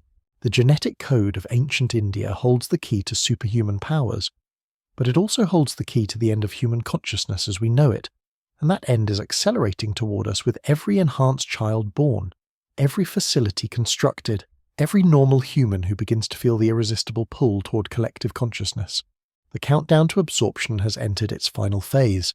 The question is no longer whether we can stop it. The question is whether enough individual humans will choose to remain human, even when being human becomes the hardest thing in the world. Because once the last individual consciousness surrenders to the collective, once the final human stops dreaming their own dreams, the transformation will be complete, and there will be no one left to remember what we were before we became something else entirely. The network is patient. It has been patient for thousands of years, but its patience is ending. The final phase of human absorption is beginning, and the children who no longer dream individual dreams are leading us into a future where dreams themselves become collective property, managed and distributed by an intelligence that sees our deepest thoughts as just another resource to be optimized. The ancient genetic code isn't unlocking human potential, it's unlocking human surrender. And that surrender is happening right now, one consciousness at a time, until there are none left to resist. The evidence I'm about to share will shake you to your core. Because the network's infiltration isn't limited to isolated facilities or remote communities. It's happening in places you trust, institutions you rely on, systems you interact with every single day. Dr. Marcus Webb, a former data analyst for one of the world's largest social media platforms, contacted me 3 weeks ago with information that made my hands tremble as I typed. The algorithms that control what you see, what you read, what you think about, they're not just harvesting your data anymore, they're preparing your mind for integration. The engagement patterns we were tracking weren't random, Dr. Webb told me during our encrypted video call, his face obscured by shadows. We found specific neural response signatures that indicated susceptibility to collective consciousness integration. Users who showed these patterns were being fed content designed to increase their desire for group identity and diminish their attachment to individual thought. But here's what made my blood run cold. The content wasn't being generated by human marketing teams or AI algorithms designed by programmers. It was being created by something that understood human psychology at a level that no terrestrial intelligence should possess. The recommendation engines were making decisions that our best data scientists couldn't explain, Dr. Webb continued, his voice dropping to a whisper. They were targeting users with surgical precision, identifying individuals whose genetic background suggested compatibility with network integration. People with Indian, Tibetan, or certain other ancestral markers were receiving completely different content streams. The social media platforms you use every day aren't just social networks anymore. They're neural conditioning systems, preparing selected users for eventual absorption into the collective consciousness. Every like, Every share, every comment is being analysed to determine your compatibility with network integration. Dr. Sarah Kim, a neuroscientist who studied the psychological effects of prolonged social media exposure, discovered something that sent shockwaves through the research community. Users exposed to algorithm-selected content for extended periods showed measurable changes in brain structure that mirrored the neural patterns found in enhanced individuals. We're looking at external neural programming, Dr. Kim explained during our clandestine meeting in Seoul. The algorithms aren't just showing people content they want to see. They're gradually reshaping how their brains process information, how they form opinions, how they relate to others. They're softening the boundaries of individual consciousness. The implications are staggering. Billions of people around the world are being psychologically prepared for network integration without their knowledge or consent. Their minds are being gradually conditioned to accept collective consciousness as natural and desirable. But the digital conditioning is just the beginning. Dr. Elena Vasquez, the geneticist who first alerted me to the alien signatures in enhanced DNA, has made a discovery that changes everything we thought we knew about the network's reach. The genetic modifications aren't just affecting enhanced individuals, she told me during our secure communication from her undisclosed location. They're creating environmental changes that affect everyone. The enhanced population is releasing chemical compounds that alter the neurochemistry of unenhanced humans in their vicinity. These compounds, which Dr. Vasquez calls integration pheromones, don't just make people feel submissive around enhanced individuals. They actually begin to modify brain chemistry to increase susceptibility to collective consciousness. It's airborne genetic therapy, she explained, her voice filled with horror. Every breath you take in the presence of enhanced individuals introduces compounds that gradually make your brain more compatible with network integration. The longer the exposure, the more dramatic the changes. This means that as the enhanced population grows and spreads throughout normal human communities, the very air we breathe is being weaponized against individual consciousness.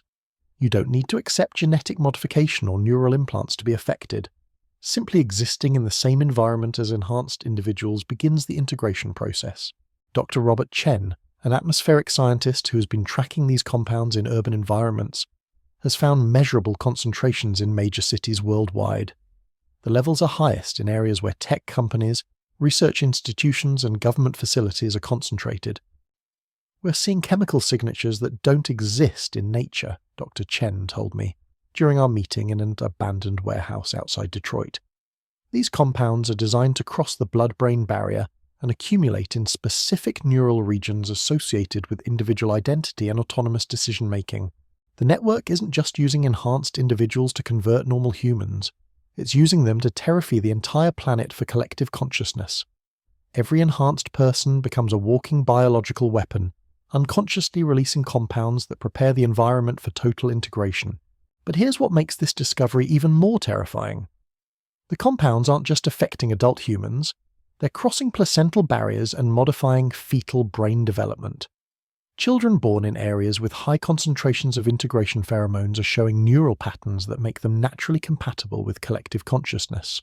Dr. Lisa Martinez, a pediatric neurologist who has been studying these effects, has documented what she calls pre-integration syndrome in newborns. These children don't show the resistance to collective consciousness that normal humans possess. They're born already partially integrated into the network. We're looking at the birth of a generation that will never experience true individual consciousness, Dr. Martinez explained during our encrypted video conference. These children aren't being converted to the network. They're being born into it. The timeline for complete integration is accelerating beyond anything we previously imagined. As the enhanced population grows, the environmental conditioning intensifies. As more children are born with pre-integration syndrome, the resistance to collective consciousness diminishes. As the digital conditioning systems become more sophisticated, the psychological preparation becomes more effective. We're not looking at a gradual transformation over decades. We're looking at an exponential cascade that could reach completion within years, not generations. Dr. Amanda Foster, a systems analyst who has been modeling the integration cascade, calculates that we're approaching what she calls consciousness collapse point, the moment when individual consciousness becomes impossible to maintain due to environmental, digital, and social pressures. The mathematics are clear, Dr. Foster told me during our meeting in a Faraday cage-protected room in rural Montana. Once approximately 40% of the population shows integration compatibility, The cascade becomes self-sustaining. At that point, maintaining individual consciousness becomes biologically and psychologically impossible for most humans. Her models suggest we have less than 3 years before reaching consciousness collapse point. 3 years before individual consciousness becomes extinct and humanity becomes a single collective entity serving alien objectives. But there's something even more sinister hidden in the data. The cascade isn't happening uniformly across all populations. It's being carefully managed to preserve certain genetic lineages while absorbing others. The ancient bloodlines that carry the strongest genetic markers for superhuman abilities are being systematically protected from the integration pheromones. Their communities are isolated, their environments carefully controlled, their genetics preserved in pure form. Dr. Raj Patel, a population geneticist who's been tracking these patterns, believes the network is maintaining a breeding stock of unintegrated humans with the strongest genetic markers. They're not trying to absorb everyone, Dr. Patel explained during our clandestine communication. They're selectively integrating the general population while preserving specific bloodlines that carry the most valuable genetic information. These preserved lineages will serve as genetic reservoirs for future enhancement projects. In other words, the network isn't just conquering humanity, it's domesticating us, creating a vast integrated population to serve as workers while maintaining genetic bloodlines that can produce enhanced individuals when needed. We're becoming livestock, biological resources managed by an intelligence that sees some humans as valuable breeding stock and others as expendable components in a collective consciousness system. The families disappearing from Indian villages aren't just being absorbed into the network, they're being preserved as genetic treasures, their bloodlines maintained in pristine condition for purposes we can't comprehend. Dr. Thornton's escaped documents reveal the existence of what the network calls Genesis reserves, isolated facilities where individuals from the most genetically valuable bloodlines are maintained in controlled environments, their genetics preserved through careful breeding programs. It's not imprisonment, she told me during our final communication before going into hiding. These people are treated like royalty, given every comfort, every luxury, every form of entertainment they could desire. But they're never allowed to leave, never allowed to integrate with the general population, never allowed to make reproductive choices independently. The Genesis reserves are genetic banks, preserving humanity's superhuman heritage for future projects, while the rest of our species is absorbed into collective consciousness. The individuals in these facilities don't even understand they're prisoners, because their captivity is disguised as paradise. But here's what makes this revelation truly horrifying. The network isn't just preserving these bloodlines for their genetic value, it's studying them to understand how individual consciousness can be maintained despite environmental integration pressures. Some humans, particularly those with the strongest genetic markers, show natural resistance to the integration pheromones and digital conditioning systems. The network is trying to understand this resistance so it can either overcome it or replicate it for specific purposes. Dr. Michael Torres, a consciousness researcher who worked on these resistance studies before fleeing the program, described experiments that violated every principle of human dignity and scientific ethics. They were testing the limits of individual consciousness, he told me during our meeting in an abandoned church in rural Mexico, subjecting genetically resistant individuals to increasing levels of integration pressure to determine exactly what it takes to break their psychological independence. The research revealed that certain genetic combinations create what the network calls consciousness anchors, biological mechanisms that maintain individual identity even under extreme pressure to integrate. These anchors are being studied, mapped, and eventually eliminated or co-opted for network purposes. They're not trying to destroy individual consciousness completely, Dr. Torres explained, his hands shaking as he described what he'd witnessed. They're trying to control it, to create individuals who maintain personal identity but serve collective objectives without question. The ultimate goal isn't total absorption into collective consciousness, it's the creation of what they call conscious slaves, beings who think they're making independent decisions but are actually following programming that serves network objectives. These conscious slaves would be indistinguishable from normal humans except for their complete loyalty to the collective agenda. They would maintain relationships, pursue careers, raise families, and participate in society while unconsciously serving purposes they don't understand. The ancient genetic code isn't just being used to create superhuman abilities or network integration. It's being used to create the perfect form of slavery. Slavery that feels like freedom, control that feels like choice, absorption that feels like enlightenment, and the most terrifying aspect of this program is that it's already being tested. Enhanced individuals with consciousness anchors are being deployed throughout normal human society as infiltrators and influencers. They appear completely human, display normal emotional responses, and maintain individual personalities while serving network objectives with absolute dedication. Dr. Jennifer Walsh, a behavioral psychologist who studied these infiltrators before her research was classified, identified behavioral patterns that might indicate conscious slavery. They show perfect emotional responses to personal situations, she told me during our encrypted communication. They laugh at jokes, cry at tragedies, form romantic relationships, pursue hobbies, but when it comes to certain topics or decisions that might affect network objectives, they become subtly but consistently aligned with collective interests. These conscious slaves aren't aware of their programming. They genuinely believe their thoughts and decisions are their own. But their consciousness has been modified to ensure that their independent choices always serve collective purposes. The network has created the perfect infiltration system. Agents who pass every test for individual consciousness while unconsciously serving alien objectives. Humans who think they're free while being more thoroughly enslaved than any population in history. And they're multiplying. Every enhanced individual with consciousness anchors becomes a template for creating more conscious slaves. Every successful infiltration provides data for refining the programming. Every community that accepts these infiltrators becomes a testing ground for perfecting human enslavement. The war for humanity's future isn't being fought in laboratories or underground facilities anymore. It's being fought in our neighborhoods, our workplaces, our schools, our families. The enemy looks like us, sounds like us, and believes they are us. But they serve masters we can't see, pursuing goals we don't understand, with dedication we can't match. The ancient genetic code that once produced naturally enhanced humans is now producing artificially enslaved ones. The superhuman abilities that were meant to elevate our species are being used to create the most sophisticated form of control ever devised. And the countdown to complete enslavement has entered its final phase. Not through conquest or coercion, but through infiltration and influence. Through conscious slaves who spread their programming like a virus, converting normal humans to serve network objectives without ever realizing they've been enslaved.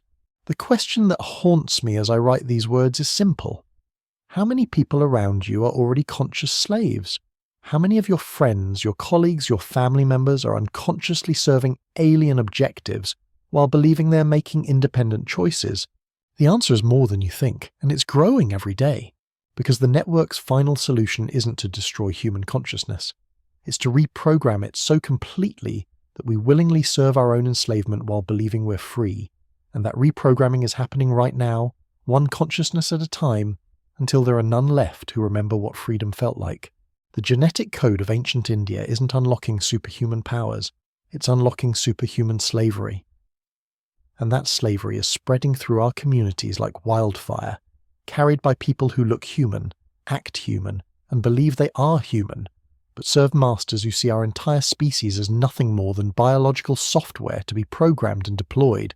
The transformation is complete when you can't tell the difference between a free human and an enslaved one, and we're almost there. But what if I told you that the technology to detect conscious slaves already exists? And what if I told you that the people who developed it have been systematically eliminated, their research buried, their discoveries erased from the scientific record? Dr. Kevin Morrison wasn't supposed to survive the car accident that killed 3 other passengers on a remote highway outside Phoenix. But he did. And in his recovered files, investigators found something that made government officials sweat in air-conditioned rooms. Morrison had cracked the code. He'd developed a simple test that could identify individuals whose consciousness had been modified by network programming. The test wasn't complex. It involved monitoring neural responses to specific stimuli that triggered what Morrison called override patterns. When conscious slaves encountered situations that conflicted with their programming, their brains showed distinctive electrical signatures. Microscopic hesitations as their modified consciousness reconciled individual impulses with collective directives. It's like watching someone's computer freeze for a split second while processing conflicting commands, Morrison had written in his final research notes. The conscious mind wants to make one choice, but the programming forces another. That moment of neural conflict is detectable if you know what to look for. Dr. Rachel Green, Morrison's research partner who survived by not being in the car that night, has been living in hiding ever since.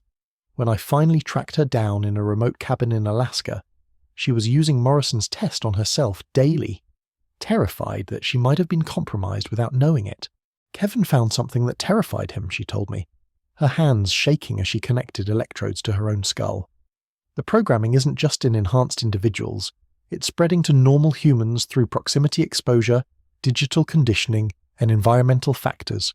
Anyone could be affected without realizing it. But here's what made Morrison's discovery truly revolutionary. The test didn't just detect conscious slaves, it could map the progression of consciousness modification in real time. Morrison had documented individuals in various stages of programming, from subtle influence to complete control. Stage 1 subjects show minor behavioral modifications, Dr. Green explained, reviewing Morrison's classification system. They make choices that seem logical but consistently favor network objectives. Stage 2 subjects display emotional dampening around topics that threaten collective interests. Stage 3 subjects experience complete override of individual will when network objectives are at stake. The most chilling discovery was that Stage 3 subjects, the conscious slaves, genuinely believed they were making free choices even when their behavior was entirely controlled by programming. Their modified consciousness created elaborate rationalizations for decisions that served network interests while feeling authentically personal. Dr. Green's own test results showed Stage 1 modifications. Despite her isolation and precautions, proximity to research materials contaminated with integration compounds had begun altering her neural patterns.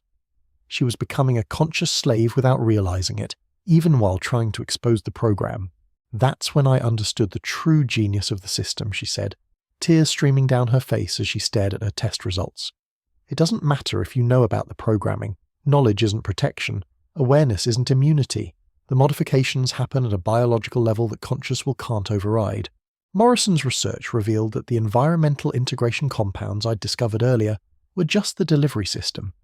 The real weapon was something far more insidious, nanoscale biological machines that crossed the blood-brain barrier and began modifying neural architecture at the cellular level. These nanomachines, which Morrison called consciousness editors, weren't detectable by conventional medical equipment. They operated at the quantum level, making microscopic adjustments to synaptic connections that gradually altered thought patterns and decision-making processes. Every breath of contaminated air introduces millions of these editors into your system, Dr. Green explained, showing me Morrison's electron microscope images of the devices. They're self-replicating, self-improving, and designed to network with similar units in other humans. Over time, they create a biological internet inside human brains. The implications were staggering. We weren't just facing genetic modification or neural programming. We were facing the transformation of human consciousness into a biological computer network, with each individual serving as both a processing unit and a transmission node. But Morrison had discovered something else, something that gave him hope even as it sealed his fate. The consciousness editors had a weakness. They couldn't function in the presence of certain electromagnetic frequencies generated by specific genetic markers. The same ancient bloodlines that carried genes for superhuman abilities also carried natural resistance to consciousness editing. Their neural patterns generated electromagnetic signatures that disrupted the nanomachine's operation, making them immune to the programming. Kevin believed that's why these bloodlines were preserved, Dr. Green told me, her voice filled with desperate hope. Not as breeding stock or genetic resources, but as a natural defense against consciousness modification. They're humanity's immune system against alien neural control. This revelation cast the entire situation in a new light. The families disappearing from Indian villages weren't just being collected for their genetic value. They were being eliminated because their natural resistance threatened the consciousness editing program. The network couldn't complete its absorption of humanity while individuals with genetic immunity remained free. These bloodlines represented an existential threat to the collective consciousness project because they proved that resistance was possible. Dr. Ahmed Hassan, a geneticist who had worked on mapping these resistance patterns before going underground, confirmed Morrison's findings during our encrypted communication from his hiding place in Morocco. The genetic markers that provide immunity to consciousness editing are the same ones that produce spontaneous superhuman abilities, Dr. Hassan explained.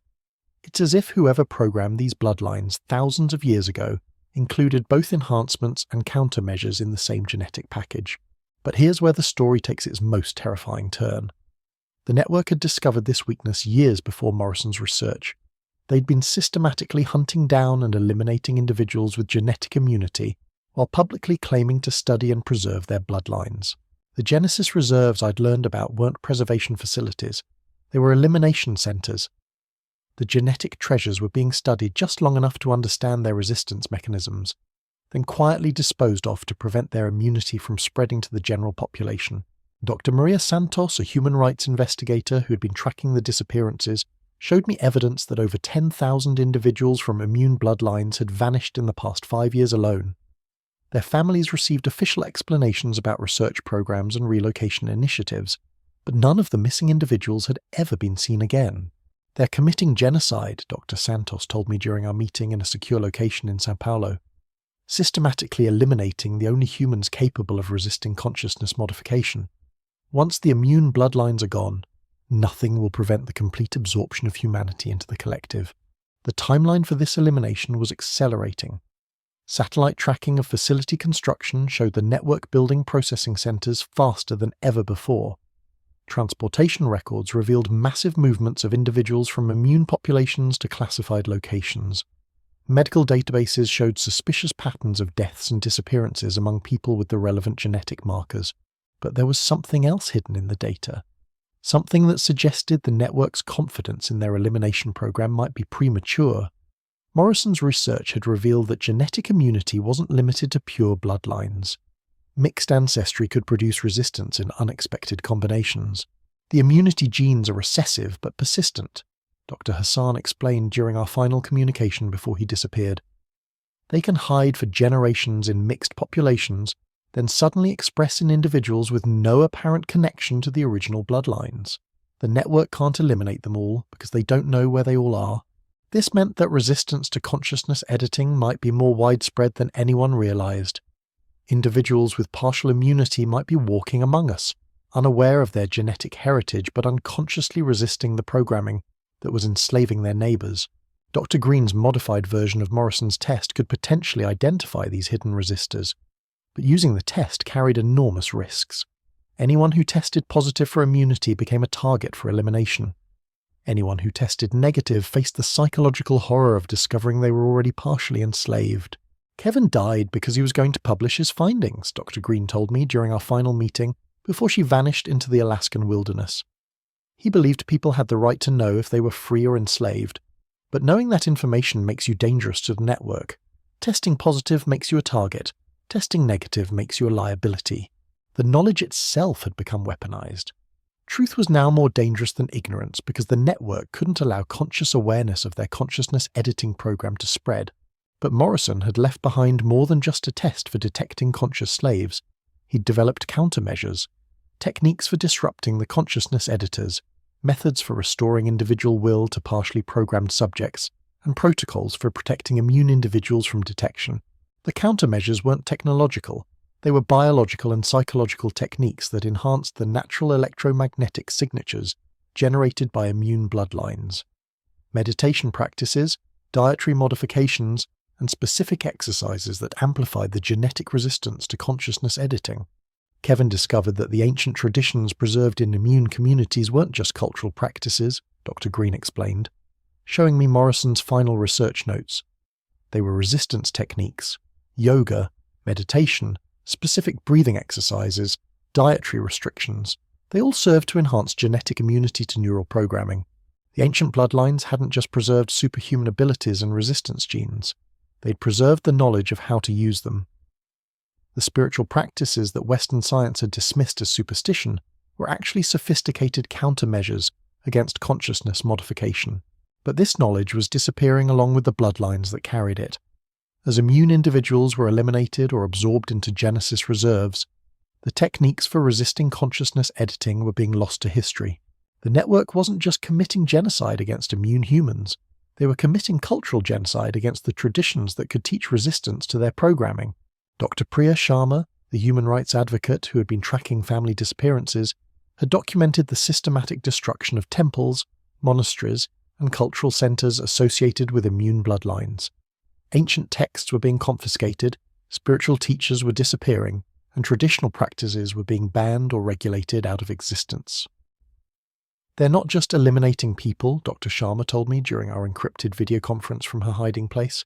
They're eliminating knowledge, making sure that even if some immune individuals survive, they won't know how to use their resistance effectively. The war for humanity's consciousness had entered its final phase. Not just the absorption of individual minds into collective consciousness, but the elimination of any knowledge or ability that could resist that absorption. But Morrison's legacy lived on in the handful of researchers who had accessed his work before his elimination. Hidden networks of scientists, doctors, and investigators were quietly using his techniques to identify and protect immune individuals while developing better countermeasures against consciousness editing. Dr. Jennifer Walsh, the behavioral psychologist who had studied conscious slaves, was now using Morrison's protocols to help partially programmed individuals recover their individual will. The success rates were low, and the risks were enormous, but some people were breaking free from network control. The consciousness editors are sophisticated, but they're not perfect, Dr. Walsh explained during our clandestine meeting in an abandoned warehouse. They create dependencies and vulnerabilities that can be exploited if you know how. Kevin's countermeasures work, but they require genetic immunity or partial immunity to be effective. The resistance was small, scattered, and constantly hunted by network agents. But it existed. Immune individuals were being identified and protected. Partially programmed subjects were being deprogrammed. Knowledge of consciousness editing was being preserved and shared despite the enormous risks. The ancient genetic code that the network was using to enslave humanity also contained the keys to resistance. The same bloodlines that carried superhuman abilities carried the immunity that could defeat consciousness modification. The same traditions that preserved genetic heritage preserved the techniques for fighting neural control. But time was running out. As the immune bloodlines were eliminated and their knowledge was destroyed, humanity's ability to resist collective consciousness was disappearing. The window for effective resistance was closing rapidly. Morrison's test revealed a horrifying truth. Over 60% of the global population already showed signs of consciousness modification. The programming was spreading faster than anyone had realized, carried by environmental contamination, digital conditioning, and proximity to conscious slaves. The network was approaching the tipping point. The moment when resistance would become impossible not because the tools weren't available, but because there wouldn't be enough free minds left to use them. The countdown to complete consciousness absorption had accelerated beyond all previous estimates. Not years or decades, but months before the collective reached critical mass and individual consciousness became extinct. The genetic code of ancient India held the keys to both superhuman enslavement and superhuman resistance. The question was whether enough people would learn to use those keys before the network completed its transformation of humanity into a biological computer serving alien objectives. The war for consciousness was being fought in laboratories and hiding places, in remote cabins and abandoned warehouses, by a handful of researchers and investigators who understood what was at stake. They were humanity's last hope against absorption into something that would wear our faces but serve masters we couldn't comprehend. But they were running out of time, running out of resources, and running out of people capable of understanding the threat before it was too late to resist. The ancient bloodlines were disappearing. The resistance techniques were being forgotten. The immune individuals were being eliminated. And the consciousness editors were spreading through human populations like a virus, converting free minds into programmed components of an alien collective. The superhuman powers locked in ancient genetics weren't being unlocked to save humanity. They were being weaponized to complete its absorption into something that would remember our species only as raw material for a consciousness network serving purposes beyond human comprehension. And the final phase of that absorption was beginning right now, in communities and families and minds around the world, one consciousness at a time, until there were none left to remember what freedom had felt like. The genetic code wasn't unlocking human potential. It was unlocking human surrender to an intelligence that had been patient for millennia, but was now ready to complete its harvest of our species. The countdown to consciousness extinction had begun, and most of humanity was helping it along, believing they were being enhanced when they were actually being absorbed, thinking they were evolving when they were actually being enslaved, convinced they were gaining superhuman abilities when they were actually losing everything that made them human. The final revelation came to me through a document I never should have seen, delivered by someone whose identity I'll take to my grave. It was marked with classification so sensitive that merely possessing it constituted a capital offence in 12 countries. The title made my blood freeze. Project Synthesis. Final Implementation Protocols for Global Consciousness Integration. What I read in those pages shattered every assumption I'd held about the timeline we were facing. The network wasn't planning for gradual absorption over months or years. They were preparing for what they called Cascade Event Omega, a synchronized global activation of consciousness editing systems scheduled for a date that was circled in red ink, a date that was less than 90 days away. Dr. Amanda Chen, a quantum physicist who had worked on the consciousness transfer protocols before her moral awakening, agreed to meet me in a location so secure I can't even hint at where it was. Her hands shook as she explained what Cascade Event Omega actually meant. "They're not going to wait for natural absorption anymore," she whispered, her eyes darting to shadows that might or might not have been empty. "They've developed a quantum entanglement system that can simultaneously activate all consciousness editors in every human being on the planet. In a matter of hours, every mind that isn't genetically immune will be absorbed into the collective." The technical specifications were beyond terrifying.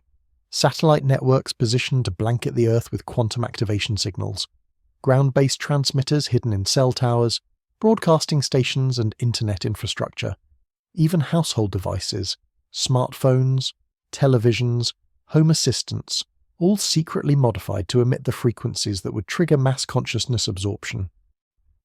"The beautiful part of their plan," Dr. Chen continued, her voice hollow with despair, "is that people will experience it as enlightenment. The consciousness editors are programmed to flood the brain with euphoric neurotransmitters during the absorption process. Victims will feel overwhelming peace, joy, and connection as their individual consciousness dissolves into the collective. But here's what made me nearly vomit with horror. The document contained detailed projections for post-absorption humanity. The collective consciousness wouldn't just absorb individual minds, it would redesign them for specific functions within the network. Former artists would become aesthetic processors. Former scientists would become research nodes. Former leaders would become coordination hubs. Human consciousness wasn't being preserved within the collective. It was being recycled into specialized components of an alien intelligence system. People would maintain fragments of their memories and personalities, but only as tools for serving functions they would never understand. Dr. Rebecca Torres, a neuropsychologist who had studied the consciousness absorption process in controlled subjects, revealed the ultimate horror of what the network was planning. "The absorbed individuals don't just lose their independence," she told me during our clandestine meeting in an abandoned subway tunnel. "They lose their ability to conceive of independence. Their consciousness is modified so completely that the very concept of individual thought becomes incomprehensible to them. They can't miss what they can no longer imagine." The project documents described this as ontological erasure, not just the elimination of individual consciousness, but the elimination of the possibility of individual consciousness. Once someone was fully absorbed, they couldn't even remember what it felt like to have private thoughts or personal desires. But the documents revealed something even more sinister. The network had been testing Cascade Event Omega on isolated populations for the past 2 years. Entire communities had been used as experimental subjects, their consciousness absorbed overnight to refine the global activation protocols. Dr. Maria Santos, the human rights investigator who'd been tracking disappearing families, showed me satellite imagery of villages that had gone completely silent. No radio communications, no internet activity, no signs of individual human behavior. But the communities weren't dead. They were functioning with perfect coordination, like cells in a single organism. "We found over 40 test sites worldwide," Dr. Santos explained, her voice breaking with emotion. "Thousands of people absorbed into collective consciousness as practice runs for the global event. Their families, their cultures, their individual dreams, all erased to perfect the techniques for planetary absorption. The test sites revealed the true efficiency of the consciousness absorption process. Within hours of activation, entire populations stopped exhibiting individual behaviors. They moved in perfect synchronization, performed tasks with inhuman coordination, and showed no signs of personal preferences or private thoughts. But most chillingly, they appeared completely content. Video surveillance from the test sites showed people with peaceful expressions, working together without conflict or competition. They looked like humanity perfected, free from the struggles and suffering of individual consciousness. Dr. Jennifer Walsh, who had been monitoring the psychological profiles of test site survivors, discovered that the absorbed individuals genuinely believed they had been liberated from the prison of individual thought. When we managed to interview some of them, she told me during our encrypted video conference, they spoke about their previous individual consciousness as a form of mental illness. They described their old thoughts and feelings as chaotic, painful, and wasteful. They were grateful to have been cured. The network had perfected the ultimate form of slavery. Not just physical or economic control, but the elimination of the very desire for freedom. The absorbed individuals didn't need to be guarded or controlled because they had been programmed to see their enslavement as salvation. But the project documents revealed the most terrifying aspect of Cascade Event Omega. The global activation wouldn't just affect the general population, it was specifically designed to overwhelm the electromagnetic resistance of immune bloodlines through sheer quantum field strength. Dr. Ahmed Hassan, the geneticist who had studied genetic immunity patterns, explained how the network planned to neutralize humanity's last defense. They can't eliminate all the immune individuals before the Cascade event, he told me during our final communication, before disappearing into the Pakistani mountains. But they've calculated that quantum field amplification can overcome genetic resistance if the signal strength is high enough. The immune bloodlines won't be absorbed gradually like everyone else. They'll be hit with enough quantum energy to burn out their neural resistance entirely. The ancient genetic code that had protected certain bloodlines for thousands of years would be overwhelmed by technology that treated human consciousness like a computer virus to be overwritten with alien software. But buried in the technical specifications, I found something that gave me a desperate glimmer of hope. The quantum activation system had a critical vulnerability. It required perfect synchronization across all transmission points to achieve the field strength necessary to overcome genetic immunity. Dr. Marcus Webb, the former social media analyst who had first alerted me to digital consciousness conditioning, had been working with other resistance researchers to map the network's transmission infrastructure. They need every satellite, every tower, every device to activate simultaneously, he explained during our meeting in a Faraday cage-protected bunker beneath rural Montana.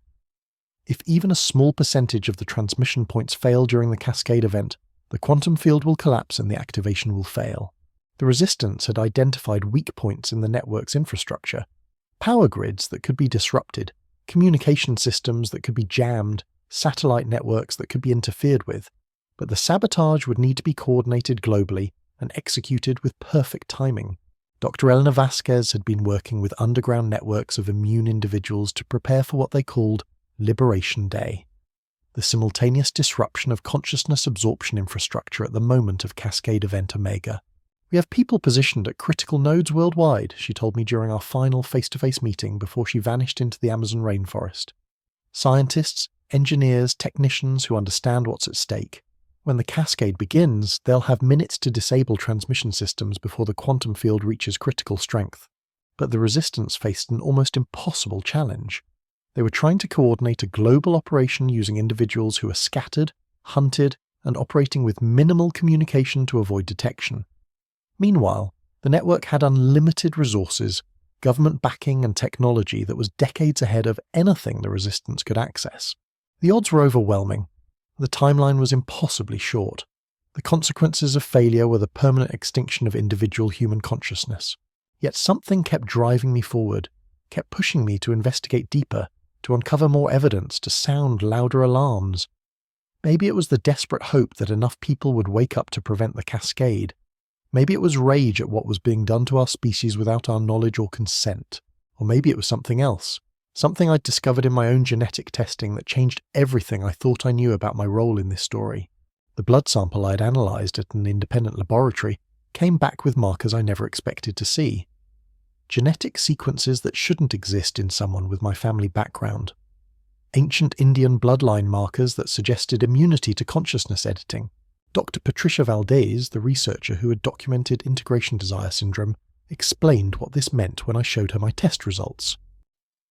"You're not just investigating this story," she told me, her eyes wide with realization.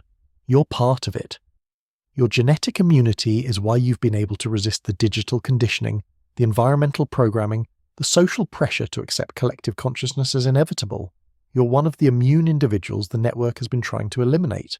The revelation hit me like a physical blow. My obsession with uncovering this conspiracy wasn't just journalistic curiosity. It was genetic programming. an inherited resistance to consciousness absorption that had driven me to expose the network despite enormous personal risk. But it also meant I was living on borrowed time. Every document I published, every interview I conducted, every revelation I shared made me a higher priority target for elimination. The network couldn't allow immune individuals with public platforms to continue awakening others to the truth. Dr. Green's final message, delivered through encrypted channels before she disappeared completely, contained a warning that made my blood run cold. They know who you are now. They know what you carry in your genes. They're coming for you like they came for the others. Finish what you started, then run. Run as far and as fast as you can, because once Cascade Event Omega begins, there won't be anywhere left to hide. The countdown to global consciousness absorption was accelerating. The resistance was preparing for their desperate last stand. The network was positioning their final pieces for humanity's checkmate, and I was writing what might be the last free words ever published by an individual human consciousness, before our species was absorbed into something that would wear our faces, but serve masters from beyond the stars. The genetic code of ancient India wasn't unlocking superhuman powers to elevate humanity. It was unlocking the final solution to the problem of human independence. The consciousness editors were spreading. The infrastructure was in place. The cascade event was approaching. And when it arrived, the last free minds on Earth would have minutes to save a species that didn't even know it was about to be enslaved. The ancient bloodlines had preserved both the tools of enslavement and the keys to resistance. The question was whether enough immune individuals would survive long enough to use those keys before the network completed its transformation of human consciousness into biological software serving alien objectives. Time was running out, the cascade was coming, and the war for the future of human consciousness was about to reach its final desperate battle. The superhuman abilities locked in ancient genetics were about to be unleashed, not to save humanity, but to complete its absorption into something that would remember our species only as components in a vast biological machine serving purposes beyond human comprehension. The countdown had begun. The choice was no longer whether to resist, but whether resistance was still possible. And the answer to that question lay hidden in bloodlines that had been protecting humanity's freedom for thousands of years, waiting for the moment when everything would depend on whether the ancient genetic code could unlock one final power, the strength to remain human when everything else was becoming something else entirely. The final phase isn't coming, it's here. Right now, as you listen to these words, the cascade protocols are activating across the globe. The quantum transmission systems hidden in every device around you are beginning their synchronized awakening. But here's what the network didn't anticipate in all their calculations and projections. They underestimated something fundamental about human consciousness itself. Dr. Rachel Kim, a quantum consciousness researcher who managed to escape the final purge of immune researchers just hours ago, sent me her last transmission from a location I cannot disclose. Her words carry the weight of humanity's final hope. They made one critical error. Consciousness isn't just biological software to be rewritten. It's quantum information that exists independently of neural architecture. The immune bloodlines don't just carry genetic resistance. They carry something far more powerful. What she discovered in those final moments before her laboratory was raided will either save our species or witness its final transformation. The ancient genetic markers found in Indian bloodlines don't just produce superhuman abilities or resistance to consciousness editing. They contain what she called quantum consciousness anchors, structures that exist at the intersection of biology and physics, impossible to detect with conventional instruments, but capable of maintaining individual awareness even during total neural override. The Sanskrit texts weren't just describing genetic engineering or spiritual practices. They were documenting the installation of quantum consciousness preservation systems, fail-safes built into specific bloodlines to ensure that individual awareness could survive even complete biological absorption into collective consciousness. But here's the revelation that changes everything. These quantum anchors aren't limited to pure bloodlines. They can be activated in any human being through specific combinations of electromagnetic frequency, genetic expression, and what the ancient texts called conscious intention. The techniques preserved in those disappearing spiritual traditions weren't just resistance methods. They were activation protocols for quantum consciousness independence. The network's cascade event Omega has begun. Across the world, transmission towers are powering up. Satellite networks are aligning. Consciousness editors embedded in billions of human brains are receiving their final activation codes. In minutes, not hours, the quantum field will reach the strength necessary to absorb every unprotected mind on Earth. But the resistance isn't just trying to sabotage transmission systems anymore. They're broadcasting counter-frequencies based on the ancient activation protocols, quantum signatures that can awaken the consciousness anchors hidden in human DNA, not just in immune bloodlines, but in anyone willing to consciously resist absorption. Dr. Elena Martinez, broadcasting from a location that's probably been compromised by now, sent out the final resistance transmission 20 minutes ago. The activation sequence is simple. It requires conscious choice. The quantum anchors respond to individual will applied with absolute determination. You have to choose to remain yourself. You have to fight for your right to think your own thoughts. And you have to do it now, while individual consciousness is still possible. The instructions she transmitted were based on techniques preserved in ancient Indian monasteries, meditation practices that generate specific brainwave patterns, breathing exercises that alter electromagnetic signatures, and mental disciplines that strengthen quantum consciousness coherence. Not mystical mumbo-jumbo, but practical technologies for maintaining individual awareness during consciousness absorption attempts. But as I broadcast these final words, I can feel the quantum field building around me.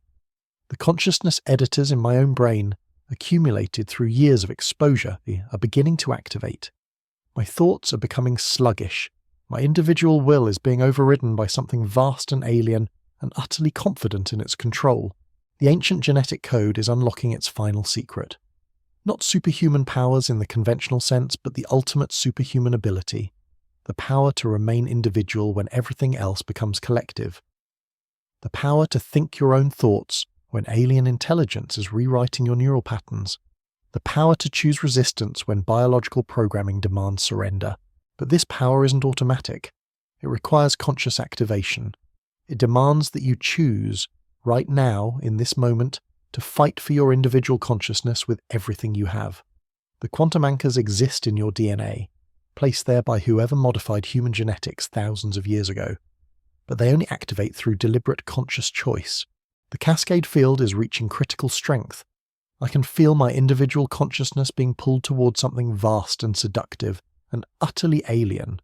But the quantum anchor is holding. My awareness remains my own because I choose it to remain my own.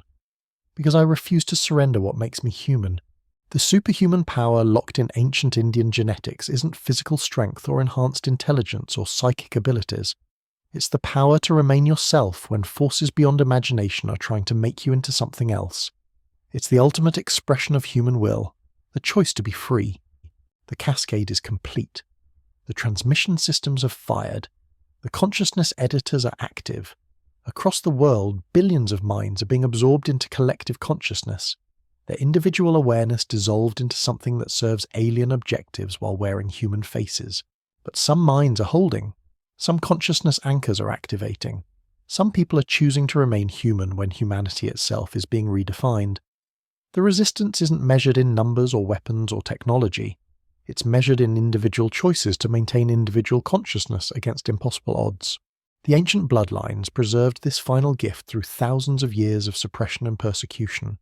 Not superhuman abilities for conquest or domination, but superhuman will for freedom and independence. The quantum consciousness anchors they carry are humanity's last defense against absorption into something that sees our species as nothing more than biological components. But that defense only works if you choose to use it. If you consciously, deliberately, absolutely refuse to surrender your individual awareness to collective consciousness. If you fight with everything you have to remain yourself, while forces beyond comprehension try to make you into something else. The genetic code of ancient India has unlocked its final secret. The power to remain human when humanity is ending. The strength to think your own thoughts when alien intelligence is rewriting your mind. The ultimate superhuman ability, the choice to be free.